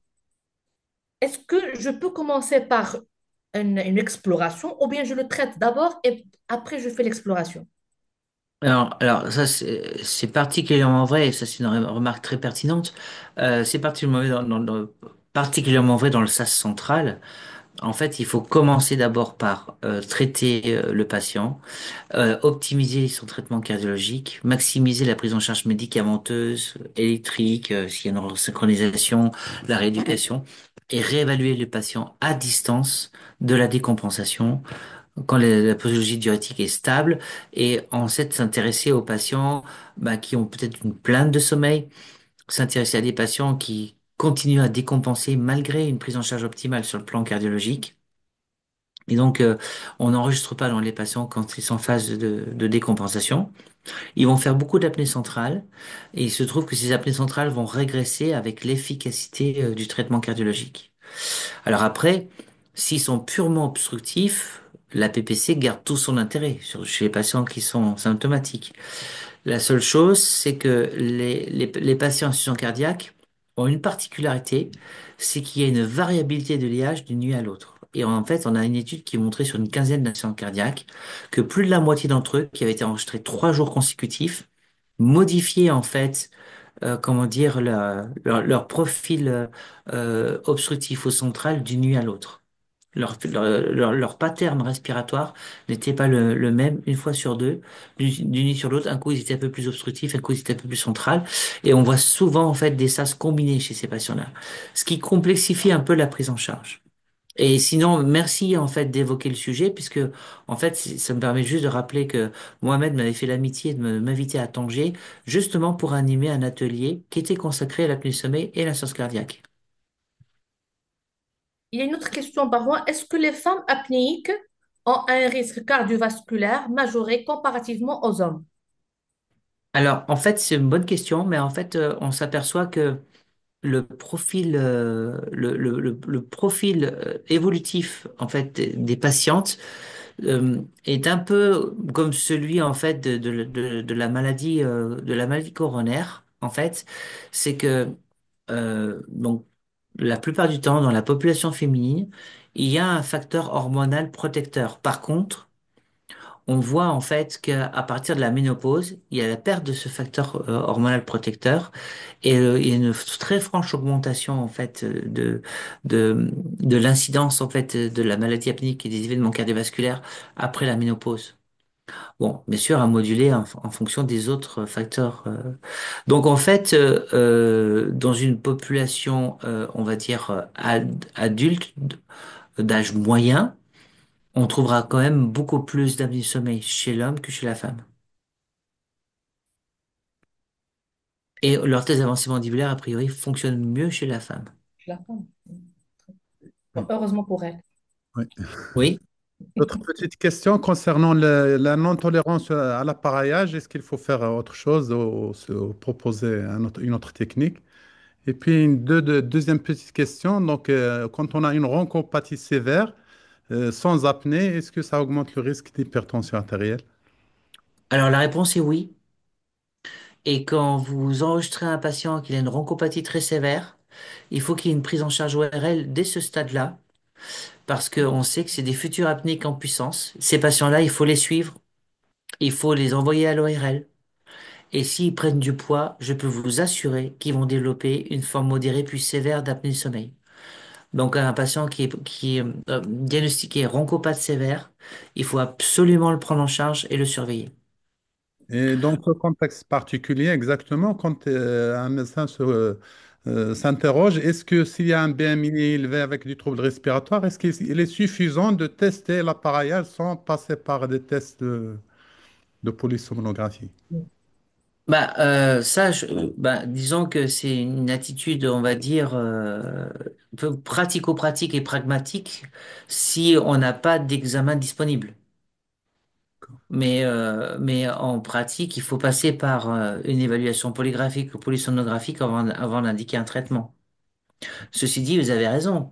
Et je sais qu'il y a dans certains pays d'Europe, notamment en Suisse, on peut être amené à parier un patient sur la base de la plainte clinique et d'une simple oxymétrie. Bon, enfin, classiquement, quand même, puisque en fait, on définit pour l'instant, même si il est critiquable, on définit en fait nos indications sur l'index d'apnée-hypopnée.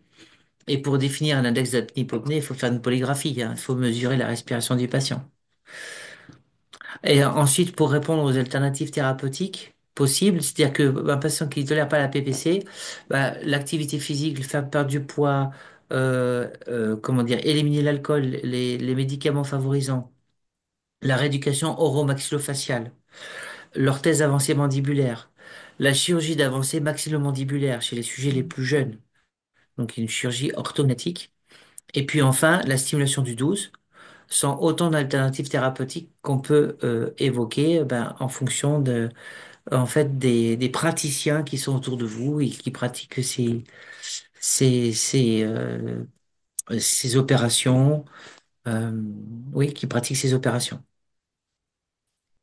Il y a une autre question très importante. Quel est l'intérêt de chercher un SAUS chez un patient présentant une pathologie cardiovasculaire sans somnolence, sachant que son traitement ne permet pas de faire régresser les complications cardiovasculaires? Alors, euh, on a, on a juste des éléments, on a des faisceaux concordants qui suggèrent un bénéfice cardiovasculaire au-delà de 6 heures. Bon, mais les études selon l'evidence-based medicine n'existent pas. Les études randomisées n'ont pas montré de bénéfice. Donc, si on a une approche très classique, hein, ben, un patient qui se plaint strictement de rien, ben, on l'enregistre pas. Puisque le bénéfice de la PPC, il est archi démontré pour améliorer la qualité de vie, la qualité de sommeil, réduire le risque accidentel. Donc ça, c'est les patients chez lesquels on a les meilleurs résultats de la PPC. Dans une population cardiologique, on a souvent des patients qui minorent ou qui sous-estiment leurs symptômes. Donc ça vaut peut-être le coup quand même de faire une épreuve thérapeutique à la PPC.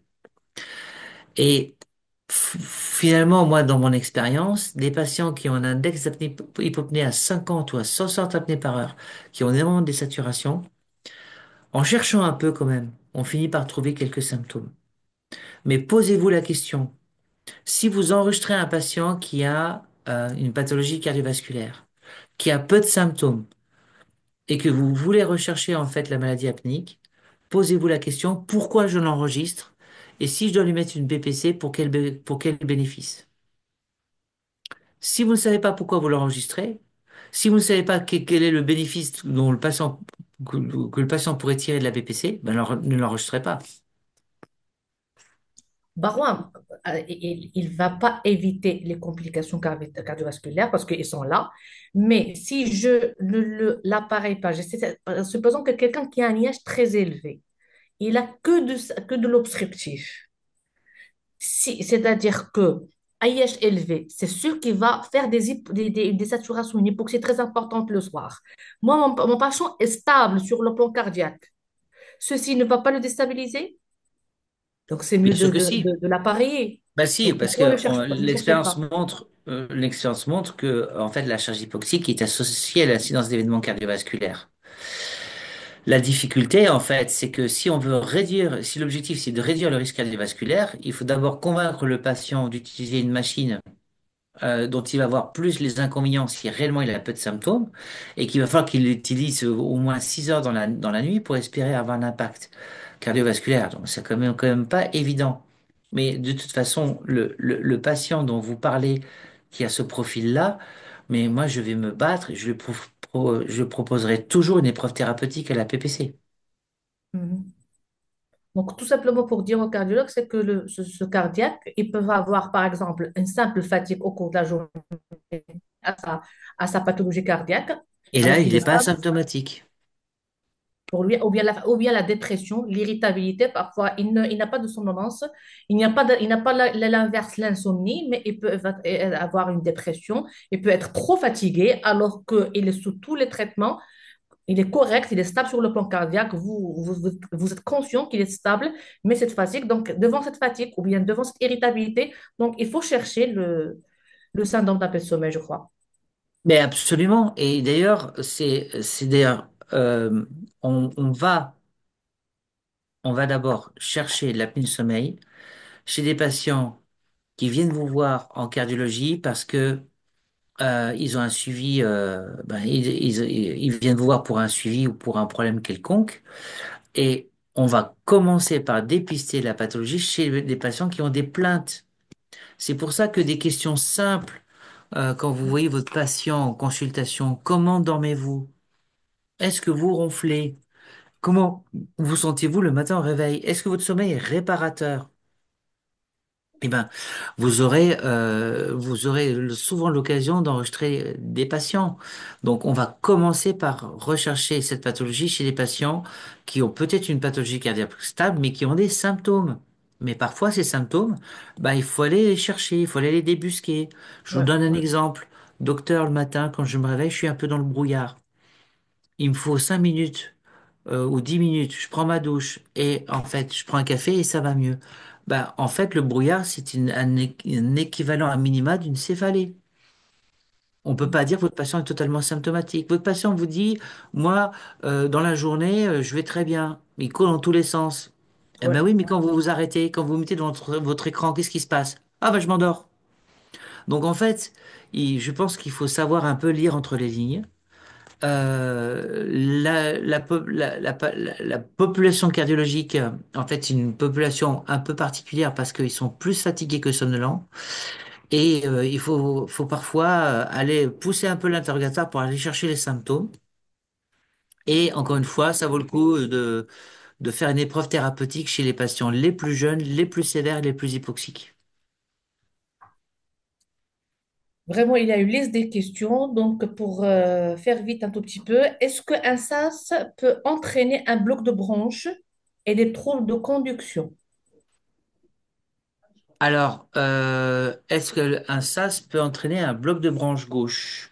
En fait, il se trouve que j'ai déjà constaté des blocs de branche gauche chez des patients apnéiques, mais pour lesquels j'avais pas vraiment de cardiopathie. Est-ce qu'il y a un lien direct? Euh, je, Parce que là, il s'agit vraiment d'un trouble conductif permanent. Euh, je, je ne sais pas, je ne sais pas quoi répondre à cette question. J'ai pas de, comment dire, d'études ou de présentation en tête qui me permettent de l'affirmer. Et tu ne Pour un pourrais pas bloc de branche gauche. expliquer, tu ne pourrais pas expliquer ce trouble pendant la journée. C'est pas l'apnée. Donc, Alors, Non, par c'est-à-dire, contre, c'est ce qui pose, c'est celle qui pose la question, c'est-à-dire que est-ce que le SAUS peut donner en comme d'autres termes, complication oui. le trouble de conduction? en, en répondant différemment à la question, est-ce que si je vois un bloc de branche gauche inexpliqué sans cardiopathie, je serais amené à rechercher un syndrome d'apnée du sommeil? Intuitivement, je répondrais non. Est-ce que je peux, si tu me permets, Barois, donc pour les troubles de rythme, ils sont surtout à type d'arythmie, parce Oui. que dans le cas où il y a une stimulation sympathique, il y a une augmentation de plusieurs hormones, l'arénine, l'angiotensine, l'aldostérone, la vasopressine, l'endothéline. Ceci entraîne une vasoconstriction. Par exemple, pour la vasopressine, c'est une hormone antidiurétique, donc il y a une augmentation de la volémie. L'aldostérone, il y a une retention sodique, donc augmentation de la volémie. Donc, ceci va entraîner une dilatation de l'oreillette droite et un remodelage de la paroi, ce qui entraîne les troubles de rythme. C'est pour cela que les troubles de conduction sont un peu loin de, c'est-à-dire que devant un trouble de conduction, on ne va pas penser directement à un SAUS. Pourtant, quand on a une arythmie, oui. Oui, une arythmie, oui. Et puis, chez des patients qui peuvent présenter des pauses sinusales, des blocs auriculo-ventriculaires, des blocs sino-auriculaires, ça, on peut le comprendre par l'hyperstimulation du système vagal. Donc ça, on peut l'expliquer. Et alors, on a quelques histoires de chasse de patients, en fait, qui étaient très bradycardes la nuit et chez qui, en fait, la PPC a permis d'éviter l'implantation d'un stimulateur cardiaque. Et il faut Euh, savoir que oui. la prévalence je l'ai pas dit, hein, mais la prévalence de l'apnée du sommeil est très élevée dans la population de patients porteurs de stimulateurs cardiaques. Pourquoi? Je pense que c'est une association en fait. Alors en plus, c'est souvent des sujets âgés et on sait que en fait on a souvent en fait des sujets âgés. C'est souvent des patients qui sont comorbides et qui ont plusieurs comorbidités associées. Alors après, est-ce qu'il y a une relation de cause à effet? Peut-être pas, mais enfin, en tout cas, ce qui est sûr, c'est que quand vous enregistrez systématiquement des patients qui sont porteurs d'un stimulateur cardiaque, bah, vous trouvez en fait d'événements et beaucoup de formes au moins modérées, voire sévères d'apnée du sommeil. Bon, les cardiologues, dans leurs questions, ils cherchent un peu la simplicité pour faire le diagnostic. Donc, un cher confrère, et il dit comment simplifier pratiquement la suspicion du syndrome d'apnée de sommeil pour une consultation de cardiologie. L'index de l'IMC en excès et un trouble de somnolence peuvent suffire. Pouvons-nous faire directement un test thérapeutique directement s'il y a adhérence? Bah, en fait, les questions simples à poser dans une question de cardiologie, alors après, vous pouvez vous appuyer éventuellement sur des questionnaires, si vous voulez. Mais on a des questions simples à poser. Est-ce que vous ronflez? Un bon signe de sévérité, quand même, de sévérité de la bronchopathie, c'est quand le conjoint fait chambre à part. Ensuite, est-ce qu'il y a des arrêts respiratoires rapportés par le conjoint? Comment dormez-vous? Est-ce que vous avez une bonne qualité de sommeil? Non. Pourquoi? Je me réveille, je vais plusieurs fois aux toilettes. La nicturie est un symptôme très intéressant et qui peut être parfois très invalidant. Comment vous sentez-vous au réveil le matin? À quoi juge-t-on la qualité d'un sommeil? À son résultat. Est-ce que votre sommeil est récupérateur? Est-ce que vous vous réveillez en forme? Et ensuite, le dernier volet, c'est est-ce que vous avez tendance à vous endormir dans la journée? Et là, dans quelles circonstances? Ah, je m'endors au volant. Là, on change de dimension. Là, on est sur une urgence thérapeutique et une urgence diagnostique et thérapeutique. Quelle est votre profession? Je suis pilote de ligne. Ah, le décollage, c'est un peu compliqué. Bougez pas. Je vous enregistre. Et là, je vais vous apparaître très rapidement. Donc, on va tenir compte de beaucoup de paramètres. Et la somnolence, même si elle est moins fréquente dans la population cardiologique, elle doit être systématiquement recherchée. Donc, on utilise le score des Poir's, qui est utilisé un peu partout sur le globe.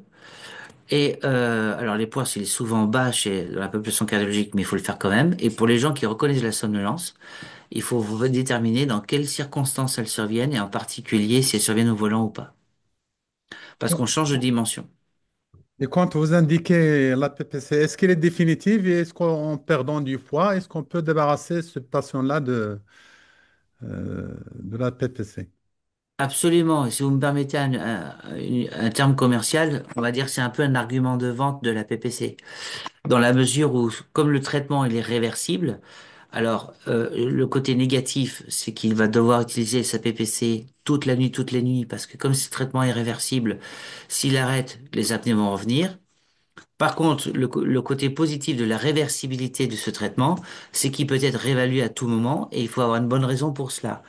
Et la situation classique où on va réévaluer en fait la maladie apnéique, c'est après une perte conséquente de poids, que ce soit par une chirurgie bariatrique, par un régime bien mené, ou que ce soit par un traitement par tirzépatide. Il faut dire aux patients, surtout les patients qui sont les plus en surpoids, que ce traitement peut être réévalué à tout moment, mais il faut avoir une bonne raison pour cela, c'est-à-dire une perte de poids significative. Et généralement, on dit il faut 10% à peu près de perte de poids pour se poser la question de réenregistrer le patient. 10% de perte de poids, c'est moins 30% à peu près de baisse de l'IAH. Et il y a un bon marqueur clinique comme quoi le patient n'a plus besoin de la PPC. C'est les patients qui avaient une chirurgie bariatrique qui était parfaitement adaptée à leur machine. Ils perdent énormément de poids et se mettent à rejeter leur machine. Ben ça, c'est un bon marqueur clinique comme quoi ils n'en ont plus besoin. D'accord. Il faut les réenregistrer. Oui. Donc, faut pas hésiter à réenregistrer un sujet apnéique qui a beaucoup perdu de poids, de le lui proposer, ou c'est lui qui va vous le demander pour voir l'évolution de l'index d'apnée-hypopnée suite à la réduction pondérale. Est-ce qu'il y a un lien entre le temps cumulé en apnée et l'hypertonie vagale et les troubles de conduction cardiaque? C'est une question qui revient assez souvent. Alors, l'hypertonie vagale, en fait, elle apparaît en début d'apnée. On a le sentiment, en fait, qu'elle est peut-être plus marquée sur des apnées plus longues.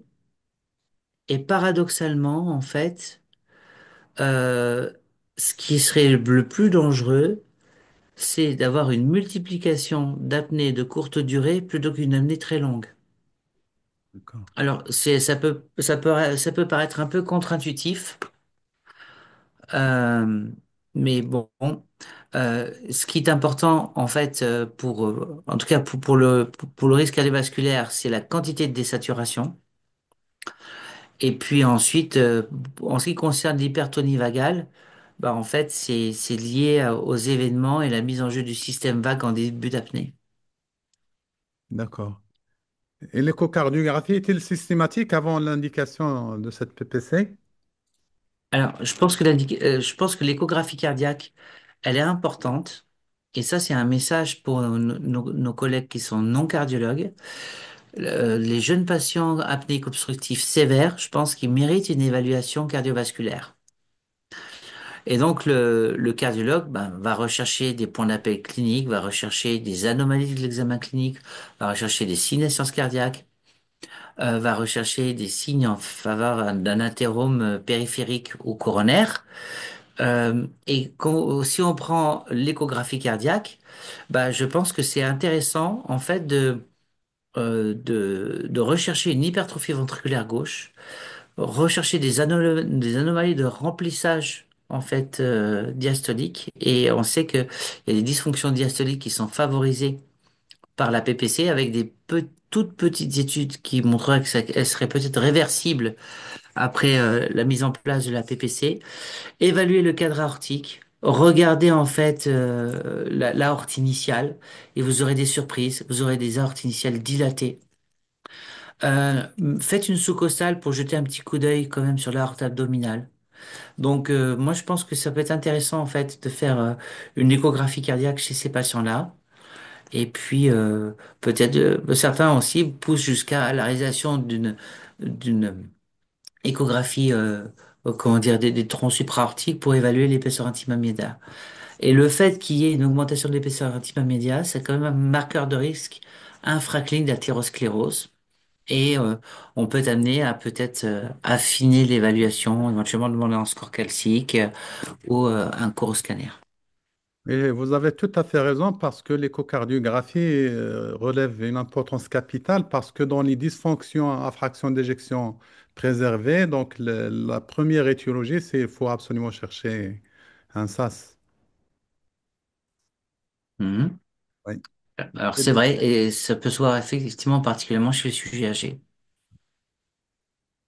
Il y a une autre question. Est-ce que les porteurs de pacemaker ont-ils des apnées plus prolongées suite au retard de micro-éveil, donc charge hypoxique plus importante, ou pas de lien?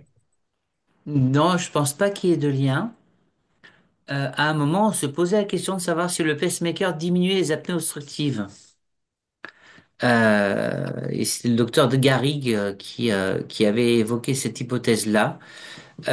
Non, en fait, l'effet bénéfique de la stimulation, elle se verrait plus sur une resynchronisation chez des patients qui ont une dysfonction VG avec un bloc de branche gauche et qui souffrent d'apnée centrale. Où là, on améliore la condition hémodynamique du patient et ça se traduit par une baisse des événements centraux. Donc là, il y a un impact direct de la stimulation sur les événements respiratoires, mais plutôt de nature centrale.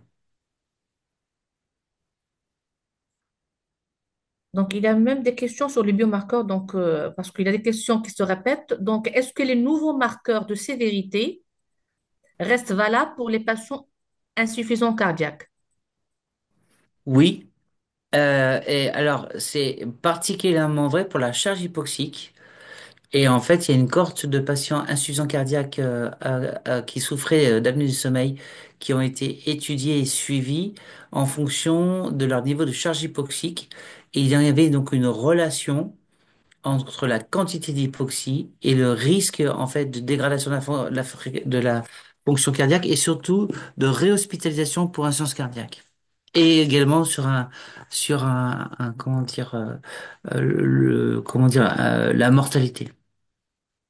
Donc c'est un critère de mortalité. Est-ce que la perte du poids peut-elle parfois traiter définitivement la maladie? Oui, oui, on a des guérisons complètes qui ont déjà été documentées. Moi, j'ai le cas d'un jeune patient d'à peine 35 ans qui avait un index d'apnée à 50 par heure. Il a eu une sleeve, il a perdu 60 kilos et il a rejeté la machine, il a été réenregistré, il était passé de 50 à 5. Donc il faut pas qu'il reprenne du poids, hein. Barouin, Une autre- une question dans ce sens. Donc, est-ce que ceci dépend du temps de la pérennisation du SARS dans le temps? Parce que moi aussi, j'ai deux patients que, après la perte du poids, il ne met plus la PPC, mais est-ce que vous croyez, par exemple, si quelqu'un a 50 ans, ou 60 ans, ça fait de 20 à 25 ans qu'il a le SARS, il va perdre le poids, mais parce que au début, c'est un problème anatomique, mais avec le temps, il y a une infiltration des voies aériennes supérieures. Donc, il y a une diminution de la résistance, il y a une diminution de la compliance, une augmentation, pardon, de la résistance, il y a perte de la compliance. Donc, même s'il perd le poids, on ne va pas remplacer les voies aériennes supérieures. Oui, parce qu'il y a d'autres endotypes associés. C'est qu'il peut y avoir ensuite un facteur dynamique, ce qui veut dire qu'il peut y avoir une faiblesse des muscles dilatateurs du pharynx, et puis il y a aussi avoir une instabilité du contrôle ventilatoire. Donc du coup, en fait, la perte de poids peut être insuffisante, et en particulier sur des formes un peu vieillies, en fait. Ce qui n'empêche pas quand même de proposer une perte de poids, et ce qui n'empêche pas éventuellement de proposer des thérapeutiques combinées. Mhm. Et quel seuil pour la charge hypoxique?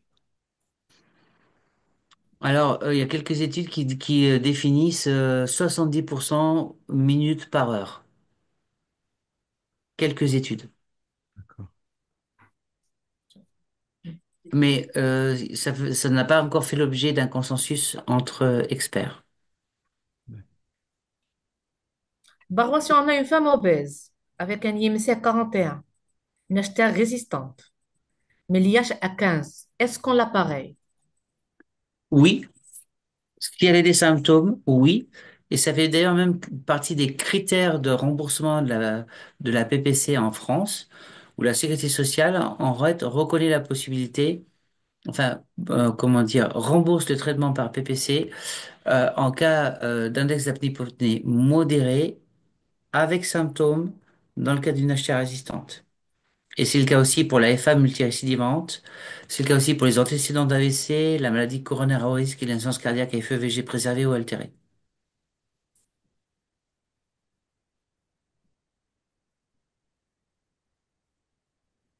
Il faut voir aussi s'il y a d'autres causes de résistance parce que, comme on a dit que l'impact de cette PPC Bien sur sûr, la tension n'est pas aussi important, ça veut dire que cette hypertension résistante ne va pas être corrigée par l'appareillage uniquement.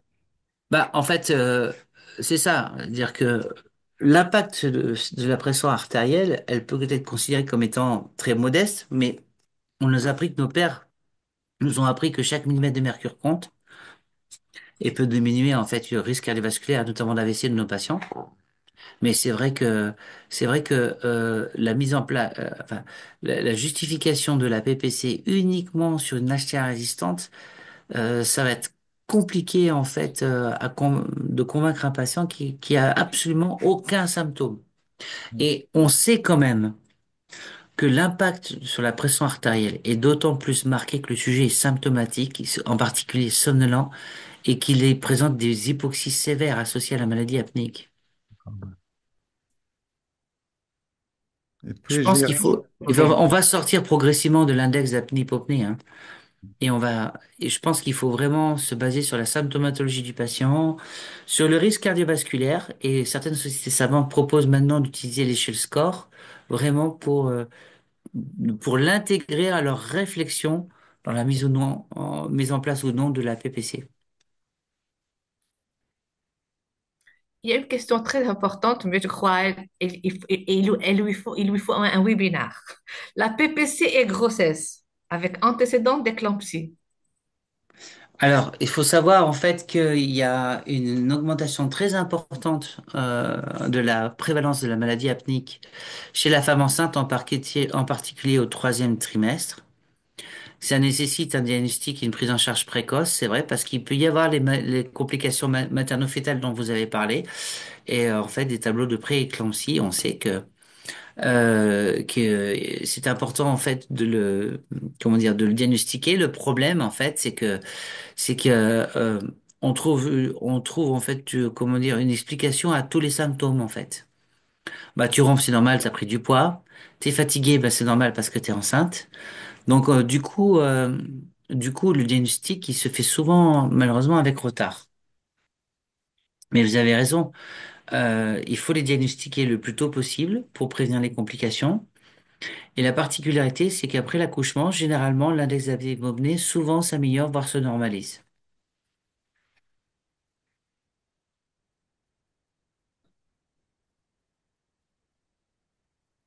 Il y a encore des questions? On voit beaucoup de SAS émergents chez les patients cardiaques traités par la PPC. Y a-t-il des instructions pour en diminuer le risque? Pour diminuer le risque de SAS émergent? Oui, Alors, pour diminuer le risque de SAS émergent, déjà, chez certains profils, il vaut mieux éviter le mode autopiloté. Donc, on met les patients en pression fixe. Et pour limiter le risque de SAS émergent précoce, il faut absolument corriger les fuites, qui sont source de fragmentation du sommeil et de réveil, qui peuvent favoriser des événements centraux. Et puis ensuite, dès qu'on a le moindre doute, surtout quand un patient fait un syndrome d'apnée du sommeil combiné et qui a un pourcentage significatif d'apnée centrale ou d'apnée mixte, ces patients-là sont à plus haut risque de développer un SAS émergent. Et il faut voir s'il n'y a pas une pathologie cardiaque sous-jacente. Et donc finalement, limiter le risque de SAS émergent passerait par une prise en charge optimale d'une éventuelle pathologie cardiaque sous-jacente. Préciser que le SAS émergent, c'est le SAS central, hein, c'est-à-dire qu'on était en train de traiter un syndrome d'apnée obstructif et Mm, sous machine, on s'aperçoit qu'il y a des événements centraux qui arrivent mm, et à ce moment-là, on parle de syndrome d'apnée centrale pour mm, ceux qui n'arrivent pas à distinguer. Voilà. mm. Et pour répondre à une question, je vois quelle marque de polygraphe intègre actuellement les nouveaux marqueurs de sévérité du SAS, les biomarqueurs. Est-ce qu'ils sont fiables? Bah oui, ça a l'air plutôt fiable. Alors, il y a deux polygraphes qui proposent, en tout cas sur le marché français, mais je pense on utilise les mêmes polygraphes, hein, qui utilisent la charge hypoxique, c'est le Sidelec et le Samoa. Et assez récemment, là, en fait, ça date d'il y a moins d'un an. Le Samoa propose également le PIWAD.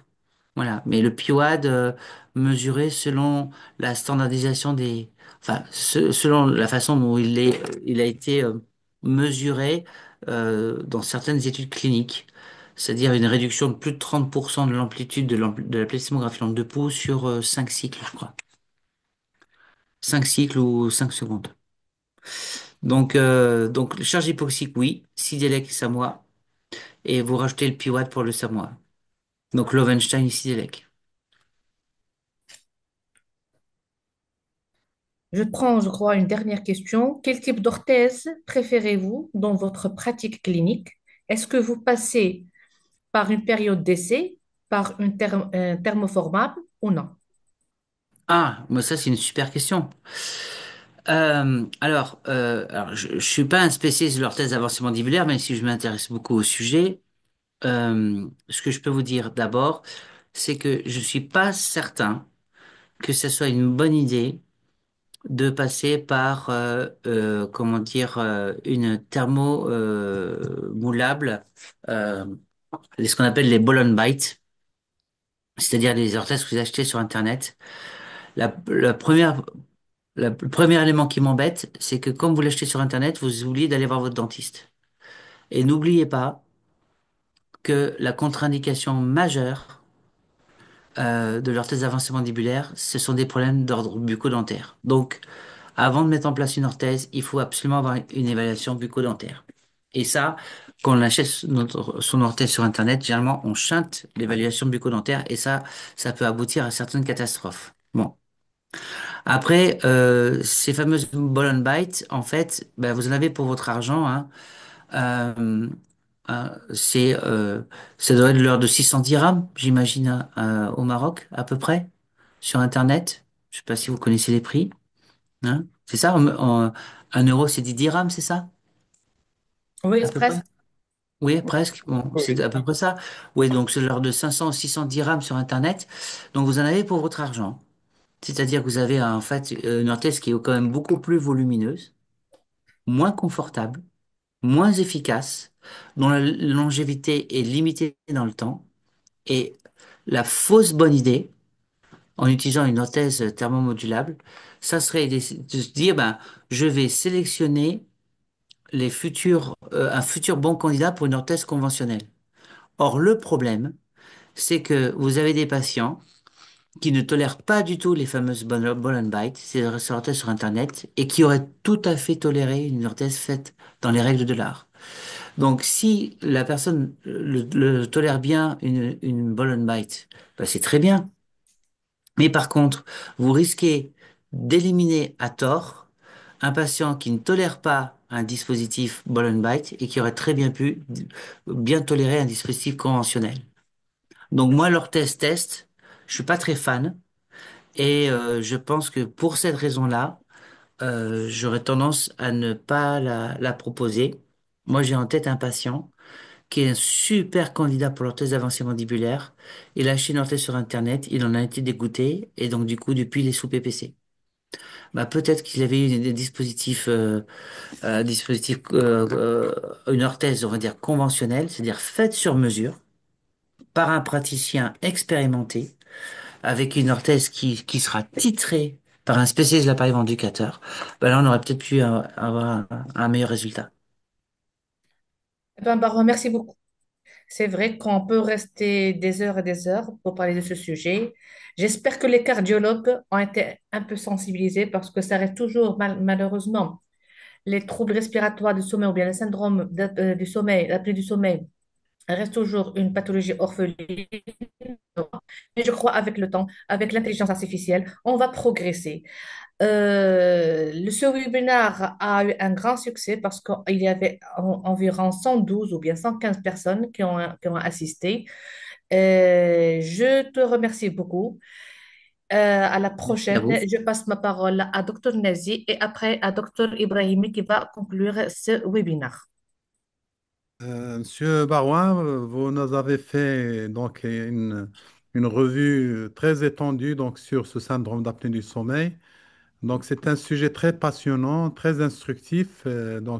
Tous les cardiologues vont certainement aimer donc, ce webinaire. Ils vont c'est-à-dire revoir leur pratique parce que il a un intérêt particulier, comme l'a dit le docteur Lamia. Donc, et je pense que c'est un webinaire donc, qui a su un grand succès parce que vu ces données scientifiques et les propositions que vous nous avez données. Donc, et je remercie également le professeur Ibrahimi pour avoir organisé donc, ce webinaire. Et on se donne rendez-vous à la prochaine fois. Et je donne la parole au professeur Ibrahimi. Merci beaucoup pour... Merci à toi, Sénazé Lamia, et puis à Jean-Pierre, bien sûr, pour être assuré à une heure aussi tardive, surtout pour Jean-Pierre qui est 22 heures chez lui. Comme je disais, c'est une première avec la Société marocaine de cardiologie. Et si vous avez aimé, venez nous voir à Fès où il y aura aussi Jean-Pierre Barouin qui va animer des ateliers, un atelier et une plénière, je pense. Et puis, ça sera aussi en parrainage avec la Société marocaine de cardiologie. Je remercie l'assistance d'être resté. On est 80 personnes là à l'instant. Et nous aurons d'autres webinaires surtout les TROS pour intéresser les pédiatres et les ORL ainsi que les orthodontistes et les kinés. Et à la prochaine et au revoir. Et à très bientôt à Fès. À très bientôt, Faz, exactement. Salut, au Bonne Bonne revoir. soirée. soirée et soyez Ciao. prêts, soyez nombreux à Fès, soyez nombreux. Voilà, voilà. On y Merci. sera.